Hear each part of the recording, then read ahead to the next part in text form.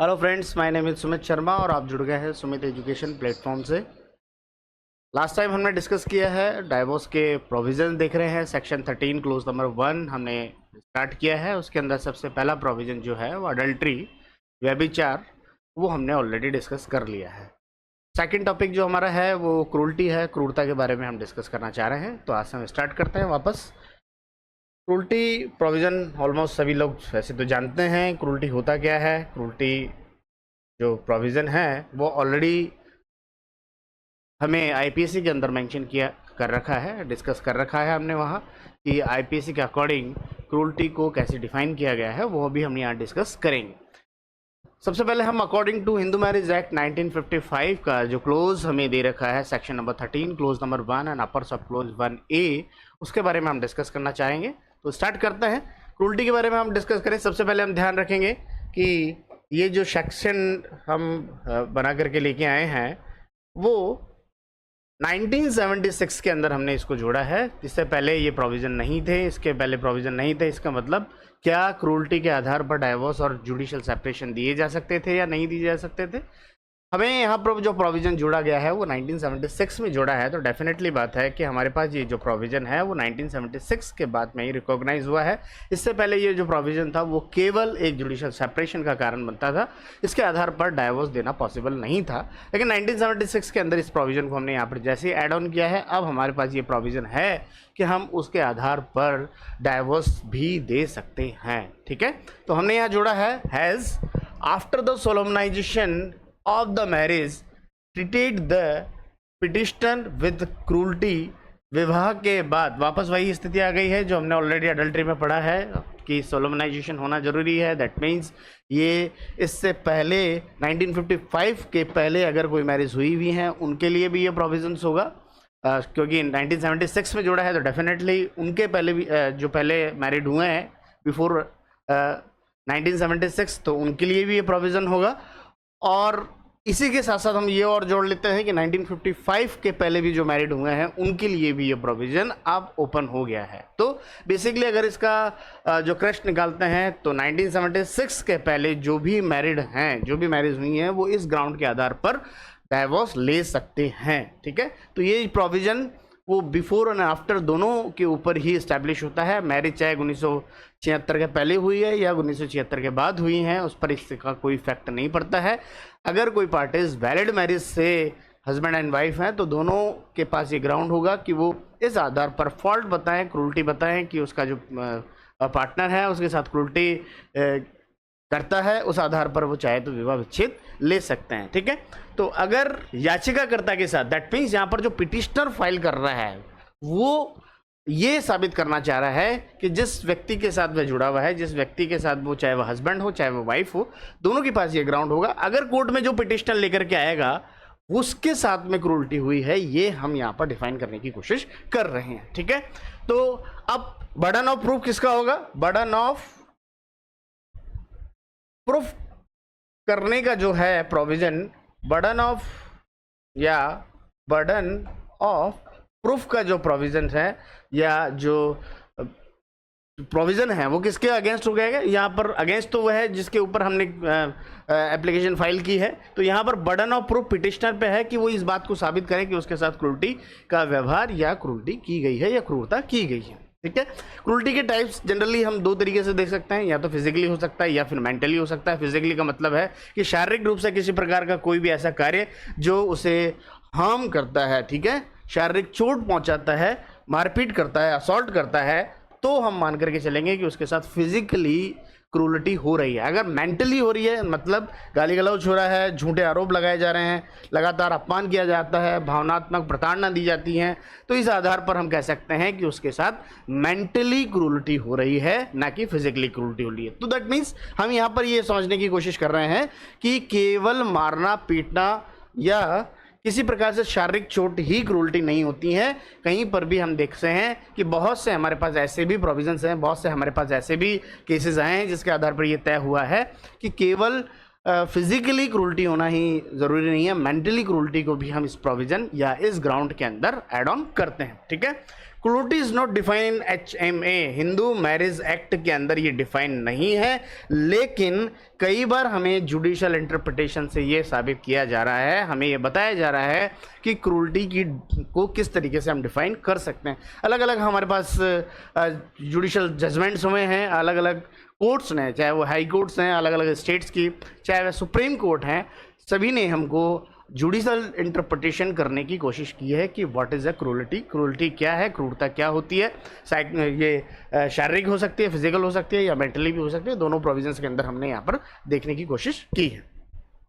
Next we discuss about the elements of the cruelty. Cruelty के साथ हम generally बात करें कि ऐसे कौन कौन से एलिमेंट्स होते हैं, आवश्यक तत्व होते हैं जिसके आधार पर हम इस प्रोविजन के अंदर एक डाइवोर्स लेने का या जुडिशियल सेपरेशन लेने का ग्राउंड रखते हैं। तो सबसे पहले साथ रहना असंभव हो गया है, उस व्यक्ति के साथ हमें रहना ही इम्पॉसिबल हो गया है, इस स्थिति पर है, चाहे वो फिजिकली हो सकता है चाहे मेंटली हो सकता है, कि हम उसके साथ लिविंग टुगेदर का जो हमारा ऑब्जेक्ट ऑफ मैरिज है उसको फुलफिल नहीं कर सकते हैं। क्यों? क्योंकि कहीं ना कहीं हो सकता है वह फिजिकली हमें हार्म पहुंचाएगा, सॉल्ट करेगा, मारपीट करेगा, या फिर हमें मेंटली टॉर्चर कर रहा है, हरासमेंट कर रहा है, जिसके आधार पर उस व्यक्ति के साथ रहना हमारे लिए पॉसिबल नहीं है। ठीक है। एकल घटना यदि अत्यंत गंभीर हो, कोई जरूरी नहीं है कि बार बार रिपीटेशन हो रहा है, एक घटना ही अगर ऐसी हो गई है कि जिससे यह साबित किया जा सकता है कि उसके साथ क्रूरटी हुई है, क्रूरता हुई है, तो सफिशिएंट है, उसे बार बार रिपीटेशन की रिक्वायरमेंट या उस ग्राउंड को बताने की रिक्वायरमेंट्स नहीं होगी कि उसके साथ बार बार क्रूरटी हो रही है। अगर एक घटना ही इतनी जो प्रभावी है जिसके आधार पर हम कह सकते हैं कि यहाँ पर इस ग्राउंड के आधार पर डाइवोर्स और जुडिशियल सेपरेशन लिए जा सकते हैं, तो हम उस एक ग्राउंड को ही प्रूफ कर सकते हैं। हमें कोई ज़रूरी नहीं है कि हम बार बार रिपीटेशन को जाहिर करें।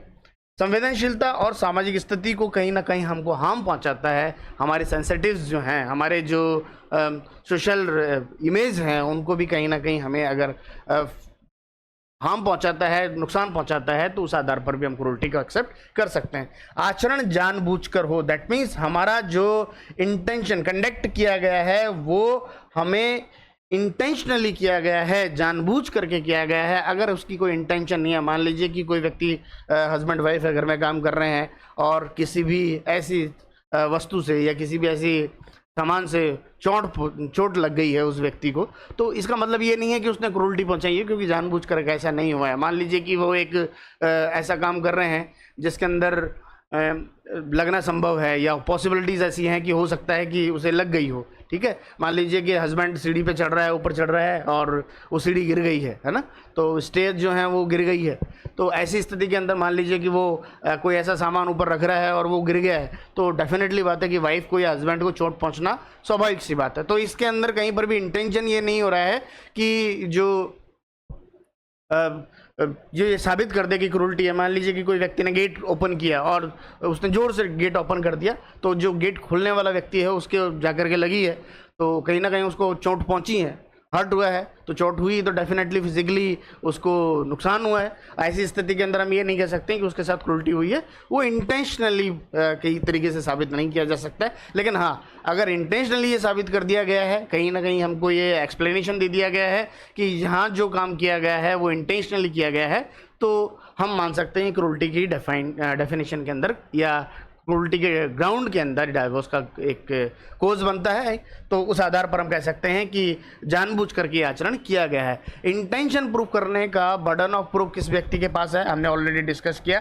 याचिकाकर्ता पिटिशनर के ऊपर बर्डन ऑफ प्रूफ होगा कि वो ये साबित करे कि उसके साथ जो क्रूरटी हुई है वो जानबूझ करके इंटेंशनली हुई है। ठीक है, तो इन बाकी इसके अलावा देखते हैं, यहाँ पर हम क्रूरटी एक्सेप्ट नहीं करेंगे, यहाँ नहीं मानेंगे कि हम हमारे साथ जो हुआ है वो क्रूरटी के आधार पर हुआ है। हम यही बेसिकली आगे डिस्कस कर रहे हैं। जैसे कि ऑर्डिनरी हमें डोमेस्टिक क्यूरल्स हो रही हैं, सामान्य झगड़े हो रहे हैं। ठीक है, हस्बैंड वाइफ के अंदर ये झगड़े हो रहे हैं कि आपने नमक ज़्यादा डाल दिया है सब्जी के अंदर, वो कह रहे हैं कि आपने सही समय पर मेरे को सामान नहीं ला करके दिया, वॉटएवर। ये सामान्य झगड़े हैं जो हर हस्बैंड वाइफ के अंदर नॉर्मल सी बात है। लेकिन अगर ये झगड़े इतने हम प्रभावी हो गए हैं कि डाइवोर्स के ग्राउंड के ऊपर, इस ग्राउंड के आधार पर डाइवोर्स लिया जा सकता है, या इतने झगड़े हो गए हैं इस आधार पर हो गए हैं कि जिसके आधार पर उन व्यक्तियों का साथ में रहना पॉसिबिलिटीज 0 के बराबर है, ऐसी स्थितियों के अंदर हम वहाँ पर क्रूरटी के आधार पर डाइवोर्स दिया जा सकता है। ठीक है, वैवाहिक मतभेद है, अगर कोई मटेरियल डिफरेंस है, नॉर्मल जो होते हैं, वो हो सकता है कि किसी को कलर के अंदर डिफ्रेंशिएशन है, किसी कलर को लेकर के, किसी प्लेस को लेकर के उनके अंदर डिफरेंस हैं, उनकी सोच में डिफरेंस हो सकते हैं। तो अक्सर दो व्यक्तियों के बीच में ये डिफरेंसेस होना स्वाभाविक सी बात है, लेकिन ये डिफरेंसेस की वजह से हम इतने स्ट्रक हो गए हैं कि अपने जो वैवाहिक स्थिति है, हमारी जो आफ्टर द मैरिज जो रेस्पॉन्सिबिलिटीज़ है उसको भी हम दरकिनार कर देते हैं और फिजिकली हरेसमेंट करना शुरू कर देते हैं या मेंटली हरेसमेंट शुरू कर देते हैं। तो उस आधार पर हम डाइवोर्स ले सकते हैं कि उनके बीच में जो हुई है वो क्रूरटी हुई है, ठीक है। लेकिन सामान्य अगर कोई वैचारिक मतभेद है या वैवाहिक मतभेद है जिसके आधार पर हम कह रहे हैं कि ये सामान्य बात है, तो उनके आधार पर हम क्रूरटी प्रूफ नहीं कर सकते हैं। छोटी छोटी बातों पर नाराजगी, कोई छोटी छोटी बात में नाराज हो गया, मेरे को आप घुमाने नहीं लेकर के गए, मेरे को आप पिज़्ज़ा खिलाने नहीं लेकर के गए, मुझे आप आइसक्रीम खिलाने नहीं लेकर के गए। हस्बैंड बोल रहा है कि मुझे ससुराल वालों ने पूछा ही नहीं है, मैं वहाँ शादी में चला गया, मेरे को जुआरी नहीं दी है, मेरे को पैसे नहीं दिए हैं, मेरा सम्मान नहीं किया है। तो ये छोटी छोटी सी बात की नाराज़गी हैं जिनको लेकर के हम कहीं ना कहीं ये साबित नहीं कर पाते हैं कि ये क्रूरटी हुई है। लेकिन यहाँ पर हम मानेंगे कि छोटी छोटी नाराज़गी हैं जिनको हमको आपस में बैठ करके सॉल्व कर लेना चाहिए। ये एक अपने आप में डाइवोर्स का ग्राउंड नहीं बनाना चाहिए, या इसका पॉसिबिलिटीज़ नहीं है कि वे क्रूरटी की इस आधार पर क्रूरटी हुई है और ये नाराज़गी के आधार पर हम तय कर दें कि यहाँ पर विवाह विच्छेद होना पॉसिबल है। ऐसा इस ग्राउंड के आधार पर हम डाइवोर्स नहीं ले सकते, ठीक है। एकल असंगत घटना जो कि गंभीर न हो, ऐसी छोटी सी घटना जिसके आधार पर इतना गंभीर नहीं है, इतना हम नहीं कह सकते हैं कि इस आधार पर डाइवोर्स लिया जाना चाहिए। या फिर जैसे कि कह दिया कि किसी को इनवाइट नहीं किया है, अक्सर जो हस्बैंड्स हैं उनको ये कहता है कि मेरे ससुराल वालों ने मेरा अपमान कर दिया है, मुझे जो सभी के सामने मेरे को खाने के लिए नहीं पूछा। तो ये एक ऐसी घटना है जो हम ये कह सकते हैं कि जिसके आधार पर विवाह विच्छेद का ग्राउंड तो नहीं बनता। घटना इतनी गंभीर नहीं है कि जिसके आधार पर हम कहें कि पत्नी से ही अलग हो जाएं या पति से ही अलग हो जाएं। इस आधार पर हम नहीं कह सकते हैं कि विवाह विच्छेद किया जा सकता है, ठीक है। तो इन ग्राउंड्स पर ये एलिमेंट्स हैं जिनके आधार पर हम डाइवोर्स ले सकते हैं क्रूरटी का डिफाइन करके, और ये कुछ आधार है जिनके आधार पर हम कह सकते हैं कि विवाह विच्छेद होना पॉसिबल नहीं होना चाहिए, कि ग्राउंड एक्सेप्ट नहीं करते हैं। एक्चुअल में देखा जाए तो हिंदू मैरिज एक्ट 1955 के अंदर क्रूरटी डिफाइन नहीं किया गया है, क्रूरता डिफाइन नहीं किया गया है। इसी कारण से हमें अकॉर्डिंग टू आईपीसी या अभी जो रिसेंटली 2023 के बाद में हम बात करें तो बीएनएस भारतीय न्याय संहिता के आधार पर हम ये तय करते हैं कि आखिर में क्रूरटी होती क्या है। पहले की बात करें तो आईपीसी 498A, ठीक है, आईपीसी 498A के अंदर हमें डिफाइन कर रखा है। लेकिन अगर हम बात करें बीएनएस के अंदर बात करें तो सेक्शन 85 और 86 के अंदर हमें ये डिफाइन कर रखा है, जिसके आधार पर हम कह सकते हैं कि क्रूरटी होती क्या है और क्रूरटी का पनिशमेंट कितना होगा। एक्चुअल में क्रूरटी क्या होती है वो डिफाइन हमें सेक्शन 85 में कर रखा है। अकॉर्डिंग टू बात करें 498A की बात करें, वहां पर हमने क्रूरटी डिफाइन कर रखा है, ठीक है। तो according to section 498A IPC कहता है हस्बैंड और relative of husband of women, या तो पति या पति के रिश्तेदार ऐसे हों, ठीक है, जो क्या करते हैं subject her to cruelty, whoever being the husband or the relative of the husband of women subject such women to cruelty shall be punished with imprisonment of the term which may extend to 3 years and shall also be liable to fine। उसे हम पति, या तो हम कह दें कि पति ने स्वयं ने ऐसी क्रूरता की है या फिर पति के रिश्तेदारों ने अगर क्रूरता की है, तो हम ये कह सकते हैं कि उनको 3 साल की सजा और अगर कोर्ट को जो है जुर्माना है वो भी हमें देना होगा। यहाँ पर ऑप्शन नहीं है, जैसे कि अडल्ट्री के अंदर हमने देखा था 5 साल या जुर्माना और बोथ, ठीक है। तो दोनों में, तीनों में से कुछ भी हो सकता है, जो अकॉर्डिंग टू कोर्ट डिसाइड करेगा उनके प्रोविजन देख करके, उनके ग्राउंड्स देख करके, उनके कॉज देख करके। लेकिन यहाँ ऐसा नहीं है, यहाँ पर हमने डिफाइन कर दिया है कि 3 साल 3 ईयर एंड, ठीक है, स्पेशली वर्ड लिखा गया है एंड, ठीक है। तो यहाँ पर फाइन और पनिशमेंट दोनों एक साथ ही दिया जाएगा, जुर्माना और दंड दोनों एक साथ ही दिया जाएगा, इसमें ये एक्सप्लेनेशन है। लेकिन फिर भी यहाँ किसी भी आधार पर 498A ये डिफाइन ही नहीं कर पा रहा है कि एक्चुअल में क्रूरटी क्या है। उसके लिए हमने दो कोज और जोड़े हैं जो कहीं ना कहीं हमें एक्सप्लेनेशन देते हैं, मेंटल और फिजिकली इंजरी। सबसे पहले हम इसको समझते हैं, फिर उसके बाद में हम उसको क्रूरटी को सेकंड ट्राई में और डिसाइड करते हैं। कोई भी जानबूझकर किया गया आचरण जो इस प्रकृति का हो कि वह स्त्री को आत्महत्या करने के लिए प्रेरित कर दे, ठीक है। अगर वीमेन जो है जिसके अगेंस्ट में कर रखी है, पहली बात ध्यान रखें आप, 498 जो है वो केवल प्रोटेक्ट करती है वीमेन को, ठीक है। इसके अलावा मेंस के लिए ये राइट्स नहीं है, उसके अंदर यहाँ डिफाइन नहीं किया जा रहा है। केवल स्त्री की सुरक्षा, प्रोटेक्शन फॉर द वीमेन ही हमने इस सेक्शन को ऐड ऑन किया है, ठीक है। तो यहाँ पर उस स्त्री की बात कर रहे हैं जिसके अगेंस्ट में क्रूरटी हुई है, ठीक है।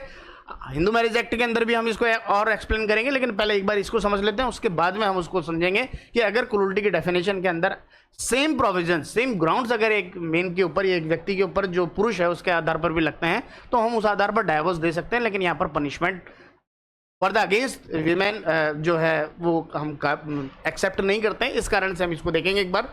स्त्री को आत्महत्या करने के लिए प्रेरित कर दिया है, ठीक है, या तो क्षति हुई है या क्षति होने की संभावना मात्र है, दोनों के अंदर प्रोविजन की हमने प्रेरित कर दिया है, उसको उकसा दिया है, मोटिवेट कर दिया है कि अब आपको आत्महत्या कर लेनी चाहिए, क्योंकि हमारा आचरण ऐसी प्रकृति का है, कंडक्ट हमने ऐसा किया है, conduct which is such a nature as a likely to drive the women to commit suicide. या तो वह कमिट कर ले या ऐसी प्रकृति है कि उससे वह सुसाइड करना पॉसिबल हो सकता है, अथवा उसके जीवन अंग स्वास्थ्य है, ठीक है। दोनों तीनों के लिए यह है लाइव, लिम्ब एंड हेल्थ, तीनों के लिए गंभीर क्षति हुई है या क्षति खतरा उत्पन्न कर दे कि या तो हमें उसे ये मानेंगे कि उसको हर्ट हुआ है, ग्रीवियस हर्ट हुआ है, या ग्रीवियस हर्ट होने की संभावना है, कभी भी हो सकता है। दोनों परिस्थितियों के अंतर्गत तीनों कॉज को लेकर के और सुसाइड अटेम्प्ट के लिए अगर हम मोटिवेट करते हैं, तीनों कॉज के अंदर हम मान सकते हैं कि ये क्रूरटी की डेफिनेशन के अंदर एक्सेप्टेबल है, हम इसको एक्सेप्ट करते हैं, ठीक है। इसी के आधार पर अगर हम बात करें किसी को भी अनलॉफुल डिमांड के लिए भी अगर हम मोटिवेट करते हैं या कहते हैं तो वह भी क्रूरटी की डेफिनेशन के अंदर अकॉर्डिंग टू आईपीसी 498A और बीएनएस भारतीय न्याय संहिता की धारा 86 के अंदर हमने यहां पर ये डिफाइन कर रखा है, जिसके आधार पर हम कहते हैं harassment of the women where such harassment is view to concerning her to any person related to her to meet any unlawful demand for the any property, किसी भी संपत्ति के लिए हो सकती है, वैल्यूएबल सिक्योरिटी के लिए हो सकती है, और is an amount of failure by her or any person related to her meet such a demand। स्त्री का उत्पीड़न जो किसी इस उद्देश्य से किया गया है या उसे उसके किसी संबंधी को किसी संपत्ति या मूल्यवान प्रतिभूति की अवैध मांग पूरी करने के लिए जानबूझकर किया जाए, ऐसी मांग पूरी न करने के कारण उत्पीड़न किया जाए। बेसिकली अगर हम इसका डिस्कशन देखें या इसका एक्सप्लेनेशन देते हैं तो ये एक दहेज के लिए, या फिर दहेज नहीं कह सकते हैं लेकिन कुछ ऐसी अनलॉफुल डिमांड के लिए कहें जो लॉफुल नहीं है, अकॉर्डिंग टू लॉ उसको एक्सेप्ट नहीं किया जा सकता। जैसे कि कोई व्यक्ति अपने वाइफ को कहती है कि मेरे को अभी मेरी जॉब नहीं है तो आप अपने पिताजी को कहिए कि मुझे 1 लाख रुपए दें, तो ये अनलॉफुल डिमांड है। एक एग्जाम्पल के अंदर हम इसको समझ सकते हैं, लेकिन ये दहेज नहीं है, डॉरी नहीं है, ठीक है। दहेज क्या होगी वो हम सेक्शन 80 के अंदर ऑलरेडी पढ़ेंगे, ठीक है। तो जिसको हम 304B के अंदर कहते हैं कि अगर इस कारण से किसी व्यक्ति की मृत्यु हो गई है, स्त्री की मृत्यु हो गई है, तो वह दहेज मृत्यु के अंदर भी हम डिफाइन उसको करते हैं, ठीक है। तो वह डॉरी डेथ के अंदर 304B या फिर आईपीसी 80 के अंदर हम इसको जो बीएनएस 80 के अंदर भी हम इसको एक्सेप्ट करते हैं। लेकिन जो मैंने एग्जांपल बताया कि मेरी जॉब नहीं चल रही है, मेरा काम नहीं चल रहा है, तो आप अपने फादर को कहिए कि मुझे 1 लाख रुपए दें, या आप अपने फादर से 1 लाख रुपए लेकर के आए, वो अपने आप में क्या है, अनलॉफुल डिमांड है। अगर इस प्रकार से भी किसी स्त्री को अगर हरास किया जा रहा है, उसे उत्पीड़न किया जा रहा है या उसके साथ क्रूरता का व्यवहार किया जा रहा है, मेंटली या फिजिकली उसको अरेस्ट किया जा रहा है, तो हम मान सकते हैं क्रूरटी की डेफिनेशन के अंदर अकॉर्डिंग टू आईपीसी 498A और बीएनएस सेक्शन 85-86 के अंदर हम इसको एक्सेप्ट करते हैं, ठीक है। समझ पा रहे हैं दोनों चीजों को। तो यहां पर इसको हमने डिफाइन कर रखा है कि दोनों के अंदर क्रूरटी की डेफिनेशन में कहीं ना कहीं हम इसको एक्सेप्ट करते हैं, लेकिन इतना ही पर्याप्त नहीं है कि केवल जो इस डेफिनेशन के अंदर आता है वही एक्सेप्टेबल होगा। इसके अलावा बहुत सी बार जुडिशियल इंटरप्रिटेशन हुआ है, बहुत से अलग अलग केसेस हुए हैं जिसके आधार पर हम कह सकते हैं इनको भी पार्ट ऑफ द क्रूरटी या कॉज ऑफ द क्रूरटी माना गया है। ठीक है, अगर एलिमेंट्स देखें किसी भी क्रूरटी को साबित करने के लिए, अपराध बताने के लिए, तो हम कहेंगे पीड़िता एक विवाहित स्त्री होनी चाहिए। सबसे पहली बात है, अगर कोई ऐसी स्त्री है जो सिंगल है, अनमैरिड है, उसके अगेंस्ट क्रूरटी हुई है, तो इस डेफिनेशन में नहीं आएगी, 498A में नहीं आएगी। ठीक है, और डाइवोर्स के अंदर तो प्रोविजन उसका बनता ही नहीं। हरेसमेंट होगा तो हरेसमेंट के लिए हमने अलग सेक्शंस बना रखे हैं, कौन से हरेसमेंट के रिगार्डिंग अगर उसके साथ ऐसे काम किए गए हैं जिसको लगता है कि फिजिकली या मेंटली उसके साथ हरेस हुआ है, उसके लिए हमने सेपरेट सेक्शन बना रखे हैं। लेकिन 498A जो है वो केवल ऐसे ही व्यक्तियों के लिए है जो मैरिड हैं, अनमैरिड के लिए ये सेक्शन अलाउ नहीं किया है, उसके अंदर ये क्राइम एड ऑन नहीं किया जाएगा। ठीक है, सेकंड एलिमेंट्स है आरोपी पति होना चाहिए या पति के रिश्तेदार होने चाहिए। दैट मीन्स हम यहां पर एक्सप्लेन कर रहे हैं कि जो या तो हस्बैंड है या रिलेटिव ऑफ हस्बैंड है, या तो वह पति हो सकता है या पति के अलावा जो उसके रिश्तेदार हैं, हो सकता है उसकी मदर हो सकता है उसके फादर हो सकते हैं उसका भाई हो, उसकी बहन हो। ठीक है, तो उन लोगों को हमने यहाँ पर कहीं ना कहीं रिलेटिव ऑफ हस्बैंड कहा है। इस कारण से वह व्यक्तियों के द्वारा या तो वह पति हो या पति के अलावा अगर उसके जो रिलेटिव्स हैं उनके अंदर भी अगर उनके द्वारा भी अगर हरासमेंट किया गया है, फॉर एग्जाम्पल मान लीजिए कि ए ने तो नहीं किया, उसके हस्बैंड ने तो नहीं किया है, लेकिन उसके जो रिश्तेदार हैं, उसके रिलेटिव्स हैं, वो उसको परेशान करते हैं कि जा अपने मायके से पैसे लेकर के, जा अपने मायके से ये सामान लेकर के आए। फॉर एग्जाम्पल मान लीजिए कि सास ने उसको कहा कि जो मुझे सामान दिया है वो बिल्कुल यूजलेस है, ख़राब है, तो घर जा वापस और इसको बदला करके लेकर के आया। तो ये भी अपने आप में क्रूरटी है, इसको अंदर हम यहाँ डिफाइन करते हैं, ये अपने आप में क्राइम है क्योंकि ये अनलॉफुल डिमांड के अंदर काउंट किया जा रहा है, जिससे हम कह सकते हैं कि ये फिजिकली हरासमेंट किया जा रहा है, जिसके आधार पर हम कह सकते हैं कि ये अपने आप में क्रूरटी को डेफिनेशन ये कॉज ऑफ द क्रूरटी माना गया है। द थर्ड कंसेप्ट, आरोपी स्त्री के पति, आरोपी ने स्त्री के प्रति क्रूरता की हो, कॉज सिर्फ उस व्यक्ति के अगेंस्ट होना चाहिए जिस व्यक्ति के लिए किया जा रहा है। ठीक है, ध्यान रखें आप कि यहां पर जो क्रूरटी हो रही है वह उसी स्त्री के साथ होनी चाहिए जिसकी शादी हुई है। मैरिड जो विमेन है उसके अगेंस्ट ही होना चाहिए, तो ही हम इस डेफिनेशन या इस क्लॉज के अंदर या अकॉर्डिंग टू IPC 498A या फिर BNS 8586 के अंदर काउंट करेंगे, अदरवाइज इसको एक्सेप्ट नहीं करेंगे। चौथा कारण जो है विलफुल, अर्थात यहां पर जो कंडक्ट किया गया है वो इंटेंशनली होना चाहिए, जानबूझ करके होना चाहिए। जनरली कह दिया है तो हम उसको एक्सेप्ट नहीं कर रखा है। फॉर एग्जांपल, एक लड़की है जिसकी शादी हो गई और उसके बाद में जो वो अपने घर में आई तो सबसे पहले मान लीजिए कि उसको ननद को जो साड़ी देनी होती है वो दी, तो उसने कह दिया कि भाभी मेरे को ये कलर पसंद नहीं आया है तो आप मुझे चेंज करके दे दीजिए। तो ये जानबूझ करके नहीं है, इंटेंशनली नहीं है, जनरल हम इसको एक्सेप्ट करेंगे कि हो सकता है कि उनको वो कलर पसंद नहीं है। हो सकता है कोई व्यक्ति है जो ब्लैक बिल्कुल ही पसंद नहीं करता है, हो सकता है कुछ व्यक्ति हैं जो रेड बिल्कुल ही पसंद नहीं करते हैं, तो मे बी पॉसिबल ऐसा हो सकता है वो कह देंगे अल्टरनेट आप इसका दूसरा दे दीजिए, अदरवाइज जो आप देंगे मैं उसको केवल रखूंगी या किसी और को दूंगी, वो मेरे लिए यूजलेस है। तो अगर ऐसा किया गया है तो ये क्रूरटी के डेफिनेशन में नहीं आ रहा है, क्योंकि जानबूझकर इंटेंशनली ऐसा नहीं किया गया है। ठीक है, ये एक रैंडमली एक्सेस है, रैंडमली हम कॉज किसको कह सकते हैं, तो यहां पर हम जानबूझ करके इसको एक्सेप्ट नहीं करेंगे, क्रूरटी के डेफिनेशन में नहीं आ रहा। लेकिन बार बार ही ऐसा कहा जाए और बार बार ही उसको प्रेशराइज किया जाए, हरासमेंट किया जाए कि आपके घर से जो कपड़े आते हैं या आपके घर से जो चीज़ें आई हैं वो बिल्कुल बेकार है, यूजलेस है, खराब है, आप इनको चेंज करा करके लेके आइए या इनको यहाँ से हटाइए, तो that is a part of the cruelty. ये क्रूरटी के डेफिनेशन के अंदर एक्सेप्ट करने लायक होगी। ठीक है, 498 के अंदर सजा मैंने आपको ऑलरेडी डिस्कस कर लिया है, या तो 3 वर्ष और अर्थात न्यूनतम सीमा नहीं है, कम से कम कितनी होगी ये पता नहीं है, लेकिन हम 1 डे से लेकर के टिल मतलब उसको 3 साल तक, टिल 3 ईयर तक, टिल तक उसको एक्सटेंड कर सकते हैं, 3 साल तक हम उसको दे सकते हैं। जुर्माना भी अनिवार्य है, fine shall also be liable to fine, ये विवेकाधीन नहीं है। ऐसा नहीं है कि कोर्ट चाहेगा तो इसको एक्सेप्ट कर लेगा, कोर्ट चाहे तो इसको डिनाई कर सकता है, ऐसा नहीं होगा। कोर्ट को जुर्माना फाइन भी करना जरूरी होगा। ये उसके कॉन्शियस के ऊपर डिपेंड नहीं करेगा, उसके विवेक पे डिपेंड नहीं करेगा कि फाइन लगाना है कि नहीं लगाना। ये कंपलसरी है कि हमें केवल उसको इंप्रिजनमेंट नहीं देना है, केवल हमें उसे पनिशमेंट नहीं देना है, दंड के साथ साथ उसके साथ जुर्माना भी हमें लगाना होगा, आर्थिक दंड भी हमको ये भुगतना होगा। ठीक है, अपराध जो है वो कॉग्निजेबल है, संज्ञेय अपराध है। ठीक है, संज्ञेय अपराध क्या होता है और नॉन बेलेबल और जो है नॉन कंपाउंडेबल जो है गैर शमनीय, गैर जमानती और संज्ञेय अपराध क्या होते हैं। जनरली अगर जब हम सीआरपीसी और सीपीसी पढ़ेंगे इन लेक्चर्स के बाद में तो हम उसको और वहाँ पर डिफाइन कर सकते हैं, लेकिन आप मानते हैं कि दो प्रकार की प्रकृति होती है, संज्ञेय और असंज्ञेय। कोर्ट जो अपराध की प्रकृति के बारे में हम देखते हैं, जिनके आधार पर हम तय करते हैं कि अपराध का हम किस लेवल पर हमको उसका जो है निस्तारण करना होगा। ठीक है, इसी प्रकार हम गैर जमानती, जमानती क्या है, उनकी जमानत लेने के लिए जो कोर्ट है वो बाउंड है या नहीं है, उन आधारों पर भी हम जमानती अजमानती अपराध करते हैं। और गैर शमनीय, शमनीय का मतलब है कि उनके क्षमा जो है उसके अंदर किसी प्रकार का राजीनामा होने का, जनरली हम डिस्कस कर रहे हैं केवल इस बारे में। आखिर एक्चुअल में होता क्या है वो हम सीआरपीसी और सीपीसी पढ़ेंगे तो और डिस्कस करेंगे।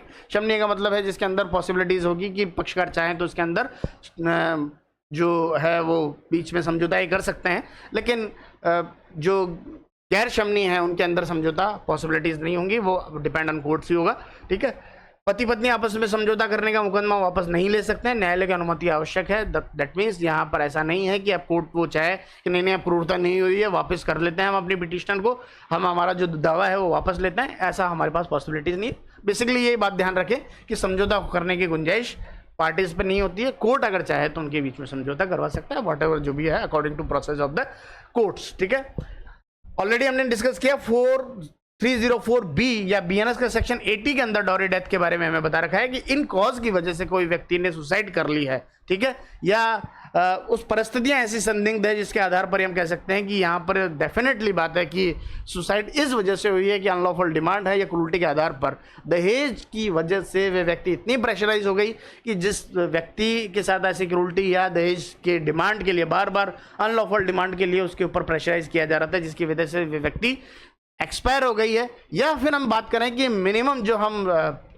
उस व्यक्ति की शादी होती है तो उस व्यक्ति की शादी के विषय में अगर बात करें तो विदिन 7 सर्कमस्टांसेस ऐसे हैं सस्पिशियस की मैरिज के 7 साल के बीच के अंदर ही 7 साल के अंदर अंदर ही डाइवोर्स जो मृत्यु हो गई है, तो हम ये मान सकते हैं कि ऐसी डिमांड रहा होगा, इस वजह से वह व्यक्ति अननेचुरल डेथ है। नेचुरल डेथ है तो बात अलग है, लेकिन अननेचुरल डेथ है जिसके आधार पर हमारे पास ऐसे सर्कमस्टांसेस है जिसके आधार पर हम ये साबित कर सकते हैं कि विवाह के बाद में उसके साथ हरेसमेंट हुआ होगा। उस आधार पर अगर किसी ने ऐसा क्राइम सस्पेक्ट किया है, किसी ने ऐसा क्राइम किया है, अपराध किया है, तो न्यूनतम 7 वर्ष, मिनिमम हमने जो डिसाइड किया है वो 7 ईयर है, लेकिन एक्सटेंड हम लाइफ इम्प्रिजमेंट तक या आजीवन कारावास तक भी उसको कर सकते हैं। समझ में आ रहा है? तो ये 304B के ग्राउंड के अंदर माना गया है। ठीक है, कुछ केसेस ऐसे हैं जिसके आधार पर हमने जो फिजिकली या मेंटली हरेसमेंट को या क्रूरटी को अलग अलग अर्थों में उसको डिफाइन किया है। तो सबसे पहला केस है शोभा रानी वर्सेज मधुकर रेड्डी का केस है, 1988 के अंदर आया है। Dowry versus mental cruelty accept किया गया है। दहेज उत्पीड़न वर्सेज इजिकल टू मानसिक क्रूरता है, ये अपने आप में मेंटल क्रूरटी है। अगर आपको मेंटल हरेसमेंट दिया गया है या डॉरी की डिमांड की गई है तो अपने आप में ये एक क्रूरटी के डेफिनेशन के अंदर आती है, जिसके आधार पर आप डाइवोर्स ले सकते हैं। ठीक है, वी भगत वर्सेस डी भगत 1994 का केस आया है। लिटिगेशन क्रूरटी की गई है, बार बार आपको केस लगा करके आपको परेशान किया जा रहा है, बार बार आपको हरेसमेंट किया जा रहा है, अलग अलग दावों को लेकर के आप न्यूज़पेपर में पब्लिश करवा रहे हैं, कह रहे हैं कि ये व्यक्ति खराब है, और इन तरीके की अगर कोई क्रूरटी की गई है तो हम मानते हैं कि ये भी अपने आप में मेंटली क्रूरटी की जो है डेफिनेशन में आता है। मुकदमेबाजी के दौरान लिटिगेशन क्रूरटी हमने इस केस के अंदर डिस्कस किया है, इस आधार पर हमने डाइवोर्स को है वो ग्रांट किया है, एक्सेप्ट किया है। इसका डिसीजन यही हुआ कि इसके आधार इस केस के अंदर इस लिटिगेशन क्रूरटी को भी हमने क्रूरटी की डेफिनेशन में माना है और उस आधार पर विवाह विच्छेद को एक्सेप्ट किया है, विवाह विच्छेद कर दिया है। सबसे इंपॉर्टेंट केस है N G Dastane versus S Dastane, Ganesh Narayan Dastane versus Suchita Dastane का केस आया 1975 के अंदर। सुप्रीम कोर्ट 1534 के अंदर हमने इसको डिफाइन कर रखा है।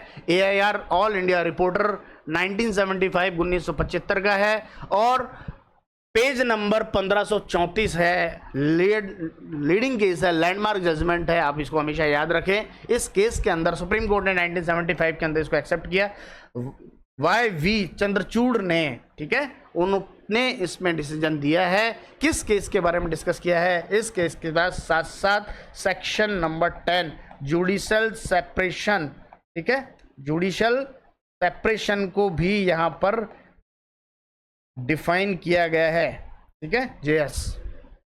ठीक है, इस केस में क्या होता है, ये जो गणेश नारायण जी हैं वो भी बड़े डिसेंट पर्सन है, समझदार व्यक्ति हैं, और कृषि विभाग के अंदर जो है एक असिस्टेंट प्रोफेसर थे, लॉ ग्रेजुएट है, सॉरी जो अच्छे नॉलेजेबल पर्सन है, और नॉलेजेबल पर्सन होने की वजह से असिस्टेंट प्रोफेसर डेफिनेटली बात है, यूनिवर्सिटी में पढ़ाते हैं।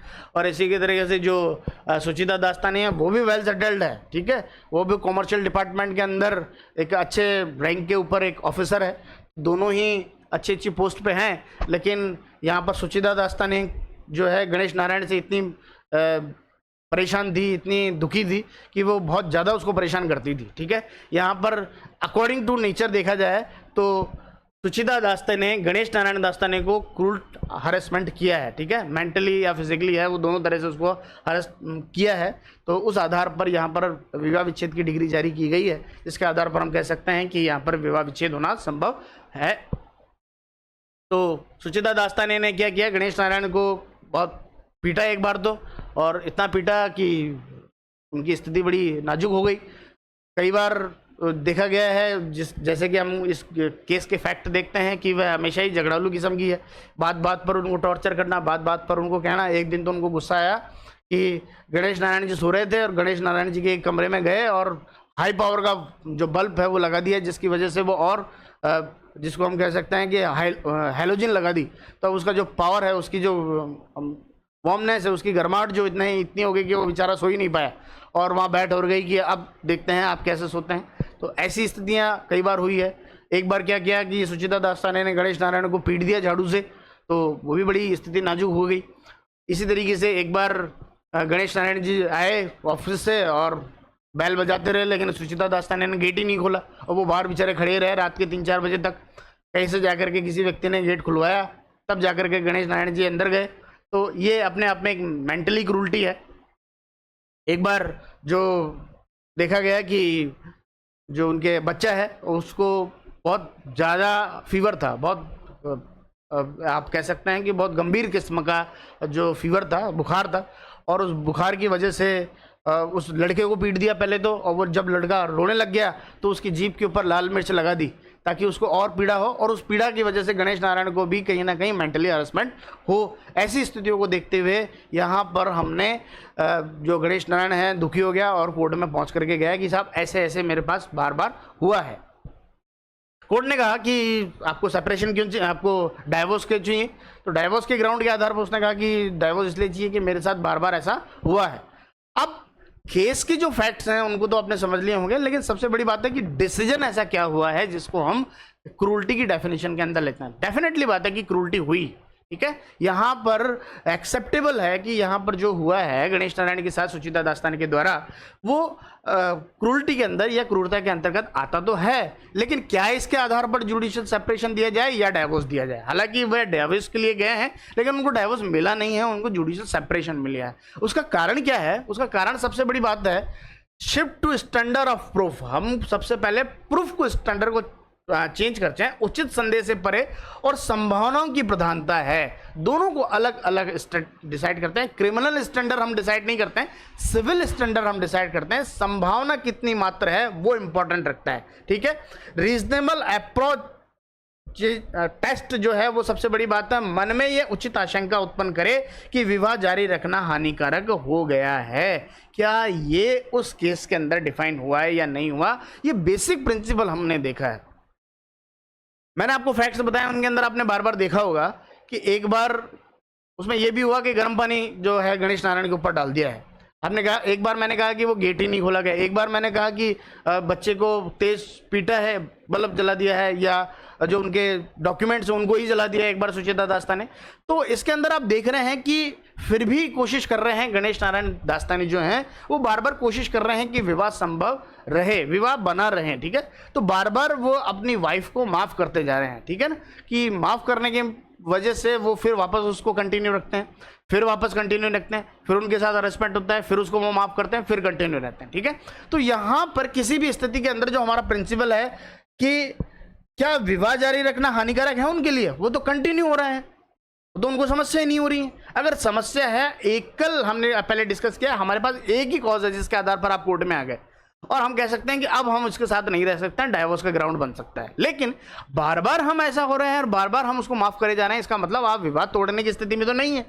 ठीक है, हाँ आप चाहें तो जुडिशियल सेपरेशन दे सकते हैं कि आगे आपके साथ ये संभावना ऐसी हो सकती है जिसके आधार पर आपको और ज़्यादा इंजरी या और ज़्यादा हर्ट हो सकता है, और ज़्यादा आपको हार्म हो सकता है, नुकसान हो सकता है, असॉल्ट आपके साथ हो सकता है। ऐसी स्थिति में आपको जुडिशियल सेपरेशन दिया जाना ज़्यादा उचित है कंपैरेटिवली डाइवोर्स के, क्योंकि डाइवोर्स के बाद में आपके पास ये ग्राउंड नहीं होगा कि आप समझौता करके वापस एक जगह हो जाएं। तो यहाँ पर कोर्ट ने डाइवोर्स देने की जगह जुडिशियल सेपरेशन दिया, जो हमारे लिए सबसे बड़ा लैंडिंग और लैंडमार्क जजमेंट है, जिसके आधार पर हम तय करते हैं कि व्हाट इज द क्रूरटी। पहली बात। दूसरी बात कि हम बार बार अगर किसी व्यक्ति को माफ कर रहे हैं, सहमति बना रहे हैं, जिसके आधार पर हमें डाइवोर्स नहीं दिया जाएगा, हमें जुडिशियल सेपरेशन दिया जाएगा। तो सबसे बड़ा ये लैंडमार्क जजमेंट है क्रूरटी के रेफरेंस के अंदर, तो आप इसको ध्यान रखें, आगे भी हम इसको कैरी ऑन करेंगे। ठीक है, divorce not granted on the fact but established the cornerstone legal principal for the all for future cases. आगे के लिए ये जो केस हुआ है, डाइवोर्स तो इसमें ग्रांट नहीं किया गया है, लेकिन आगे की जो केसेस आएंगे कि क्रूरटी क्या होती है, उन केस के लिए हमने यहाँ पर इसको डिफाइन कर रखा है, जिसके आधार पर हम कह सकते हैं कि विवाह विच्छेद दिया जाना चाहिए या जुडिशियल सेपरेशन दिया जाना है, उनके लिए एक लैंडमार्क या लीगल कॉर्नर एक स्टोन बना है, जिसके आधार पर हम कह सकते हैं कि इनको देख करके हम फर्दर क्रूरटी के बारे में डिफाइन कर सकते हैं। ठीक है, नवीन कॉली का एक केस है नीलू कॉली के बीच के अंदर, जहां पर हमको मेंटल क्रूरटी के आधार पर ये डिसाइड किया गया है कि इसके आधार पर हम विवाह विच्छेद कर सकते हैं या नहीं कर सकते हैं, जिसके अंदर के कहा गया कि 10 ईयर सेपरेशन के अंदर है ऑलरेडी, मल्टी फॉल्स FIR की गई है, पब्लिक नोटिस पब्लिश किए गए हैं, जिनके अंदर कहा गया है, न्यूज़पेपर के अंदर कहा गया है कि ये जो हस्बैंड है वो बहुत बेकार है, उसकी प्रेस्टीज खराब कर दी है, बार बार न्यूज़पेपर में देती हैं कि ये व्यक्ति जो है वो बहुत खराब किस्म का व्यक्ति है, ये मेरे को मारता है, पीटता है। तो ऐसे बार बार स्लोगन्स दे करके, नोटिस दे करके, या फिर ऐसे न्यूज़पेपर के अंदर जो है वो पब्लिश करा करके उस व्यक्ति को मेंटली हरेस किया जा रहा है, जिसके आधार पर विवाह विच्छेद कर देना चाहिए। लेकिन हमारे पास क्या यहाँ पर जुडिशियल सेपरेशन दिया जा सकता है? ऐसी स्थिति के अंदर हम देखते हैं कि पार्टीज के पास ये कैपेसिटीज नहीं है, वो इतना हरेस हो गया है कि अब वो अगर उसके जुडिशियल सेपरेशन दे दिया जाए भी, तो वह उस स्थिति में नहीं आएगा कि उसका विवाह वापस से कंटिन्यू हो, क्योंकि एक बार इतना हरेस हो गया है वह व्यक्ति कि उसको पब्लिश ही करा दिया है वहाँ तक। क्योंकि गणेश नारायण में देखा होगा आपने, गणेश नारायण के अंदर देखा हमने कि वहीं तक सीमित है, लेकिन न्यूज़पेपर के देने के अंदर मतलब कि उसकी जो प्रेस्टीज है वो मार्केट में भी आप लेकर के आ गए, उसकी क्या इमेज है वो भी आपने शो कर दी है। ठीक है, तो कहीं ना कहीं किसी व्यक्तियों के अगर और व्यक्तियों के अंदर उसके नॉलेज में आ रही है, तो वह इतना हरेस हो गया कि अगर उसके साथ रहता भी है तो लोग उसको ताने दे करके सुना करके उसको और परेशान कर देंगे। ऐसी स्थितियों के अंदर दूसरी बात कि वो इतना लोगों की सुन करके हरेस हो गया है कि वो किसी भी परिस्थिति के अंदर अब मैरिज को तो कंटिन्यू नहीं रख सकता है। ऐसी स्थिति के अंदर ये फॉल्ट जो है अपने आप में डाइवोर्स का ग्राउंड बनता है, ग्राउंड के आधार पर हम विवाह विच्छेद कर सकते हैं। सुप्रीम कोर्ट ने स्ट्रांगली रिकमेंडेड किया गया है कि यहाँ पर ऐसे ग्राउंड्स को इंक्लूड किया जाता है जो ब्रेकडाउन थ्योरी को इन्वॉल्व करती हैं। आर्टिकल 142 के आधार पर सुप्रीम कोर्ट्स को ये देखना पड़ेगा कि क्या ऐसी स्थितियों के अंदर अगर हमने डाइवोर्स की जगह जुडिशियल सेपरेशन दे दिया तो क्या पूर्णतः न्याय हुआ है, क्या उस व्यक्ति के साथ जो ऑलरेडी इतना विजडब हो गया है, इतना परेशान हो गया है कि जिसकी वजह से वह अपनी मैरिज को कंटिन्यू नहीं रख सकता है। तो यहाँ पर आर्टिकल 142 का जो कॉन्स्टिट्यूशन का आर्टिकल है उसके आधार पर सुप्रीम कोर्ट को देखना पड़ेगा कि क्या वाकई में यहाँ उस व्यक्तियों के साथ न्याय हुआ है, नहीं हुआ है। बेसिकली इसी सेक्शन को लेकर के हमने यहाँ एक्सप्लेनेशन किया है, लेकिन इसी कारण से हमने जुडिशियल सेपरेशन नहीं देकर के डाइवोर्स ग्रांट किया है और डिसॉल्व किया है। चलिए आगे देखते हैं हम। समर घोष वर्सेस जया घोष का केस आया, जिसके अंदर हमने कहा है नैरेटिव फैक्ट्स हैं, बहुत सीनियर IAS ऑफिसर है विद जो है, लेकिन वो अपने हस्बैंड के लिए या किसी और के लिए किसी प्रकार का कोई खाना नहीं बनाती थी, केवल खुद के लिए बना रही है, cooked meal only for her himself. ठीक है, resulting in 16 years of separation. इसका रिजल्ट ये होगा कि 16 साल तक अलग रहे। और प्रिंसिपल बनता है कि Bible of the cruelty jurisprudence बनता है। इस आधार पर कह सकते हैं कि डाइवोर्स ग्रांट कर देना चाहिए। 16 साल से अलग रह रहे हैं, खाना नहीं बनाती है, पहली बात तो पहले जब रहते थे खाना नहीं बनाती हैं, बच्चों को मारती है, पीटती है, परेशान करती हैं, बार बार जो उसके रिलेटिव्स आते हैं उनको भी सुनाती हैं, और अपने आप में एकांत में रहती हैं, दूसरों को कुछ कहती नहीं है। जो अगर कोई दूसरा आ भी जाए तो उसको बार बार इंसल्ट करती हैं, गाली गलौज करती हैं, और इसी वजह से 16 साल तक वह अलग रह रहे हैं। और रहने के बाद में भी अभी ऐसी कोई स्थिति नहीं आई है कि विवाह उसका कंटिन्यू किया जा सकता है, मैरिज को कंटिन्यू किया जाए। ऐसी स्थितियों के अंदर हमें डाइवोर्स का ग्राउंड एक्सेप्ट कर लाना चाहिए, इसलिए डाइवोर्स जो है वो ग्रांट कर दिया गया है। तीन जजों की बेंच ने डिसाइड किया है, सुप्रीम कोर्ट ने 2007 में किया। ठीक है, इसी के अंदर हमने कुछ और ऐसे एग्जाम्पल भी दिए हैं जिनके आधार पर हम ये कह भी सकते हैं। इस केस के अंदर ये कॉली के केस के अंदर हमने ये भी डिसाइड किया है कि कुछ ऐसे एग्जाम्पल हैं जिसके आधार पर हम कह सकते हैं कि ये मेंटली हरेसमेंट, मेंटली क्रूल्टी है, जिसके आधार पर हम ये कह सकते हैं कि इन ग्राउंड्स को लेकर के भी क्रूल्टी को डिफाइन किया जा सकता है। जैसे कि हम कहें बच्चा ना चाहने की एक तरफा निर्णय है, अपने आप में एक मेंटल क्रूल्टी है। यौन संबंधों के एक तरफा इनकार, ये भी क्रूल्टी है। बीमारी की उपेक्षा है, लापरवाही, परेशान है लेकिन दूसरे को और परेशान कर रही है, तो ऐसी स्थितियों के अंदर भी हम क्रूल्टी की डिफाइन कर सकते हैं। व्यभिचार या अडल्ट्री के झूठे आरोप लगा रही है कि तू थर्ड पर्सन के साथ इंटरकोर्स कर रहा है, उसके साथ रह रहा है, घूम रहा है, फिर रहा है, ऐसी स्थितियों के अंदर भी हम क्रूल्टी एक्सेप्ट कर सकते हैं, जो कि झूठे हो। बात ध्यान रखें, आप फॉल्स होने चाहिए। अगर सच है तो क्रूल्टी की अपने आप में डाइवोर्स का ग्राउंड बन रहा है, लेकिन फॉल्स है, ठीक है, झूठे आरोप हैं, ऐसे लगातार अपमान कर रहे हैं, गाली गलौज कर रहे हैं, मतलब अनब्रेकेबल ही रोज कभी किसी को गाली कहना और कभी किसी का अपमान करना, किसी की इंसल्ट करना, ये सभी इसके अंदर ही काउंट किए जा रहे हैं। तो ये जो है क्रूल्टी का एक ग्राउंड बनता है। लंबे समय से अलगाव है, अलग रहते हैं, सेपरेट रहते हैं, तो ये भी अपने आप में कारण है। तो 16 साल से अलग रह रहे हैं तो अपने आप में ही अलगाव है, तो सेपरेशन के बाद भी उनका किसी प्रकार से जो है वो मैरिज को कंटिन्यू रखना पॉसिबल नहीं है। वैवाहिक दायित्वों की उपेक्षा अगर की जा रही है, जो उनकी रेस्पॉन्सिबिलिटीज़ है वो भी नहीं कर रही हैं। जैसे कि मान लीजिए अगर हाउसवाइफ है, जनरली एक हाउसवाइफ का काम होम मेकिंग का है, तो वो घर को संभालती हैं, हस्बैंड जो है वो बाहर कमाता है। इसका अपोजिट भी हो सकता है, हर जो व्यक्ति है वो घर के काम करता है, वाइफ है जो बाहर कमा रही है या अर्न करती है, तो दोनों के अंदर म्यूचुअल अगर अंडरस्टैंडिंग है किसको काम करना है, लेकिन फिर भी वो अपनी जो लाइबिलिटीज़ है उनको फुलफिल नहीं कर रहा है, तो वहाँ पर भी एक क्रूल्टी का रीज़न बन सकता है। अगर नेगलेक्ट करती हैं, जो जनरल ऑब्लिगेशंस हैं उनको वो फुलफिल नहीं कर रही हैं। इसमें देखा गया है कि जनरल ऑब्लिगेशंस उसकी ये थी कि अगर वो घर पर रहती हैं तो खाना जब बना ही रही है तो वो सभी के लिए बनाए, ना कि एक ही व्यक्ति के लिए कम बनाए, तो ये अपने आप में एक हरासमेंट है, क्रूल्टी की डिफाइन में आ रही हैं। लेकिन सामान्य अगर जनरली या जो लड़ाई झगड़े हैं वो किसी के अंदर क्रूल्टी की डेफिनेशन में नहीं आती, हमने ऑलरेडी इसके बारे में डिस्कस कर लिया है।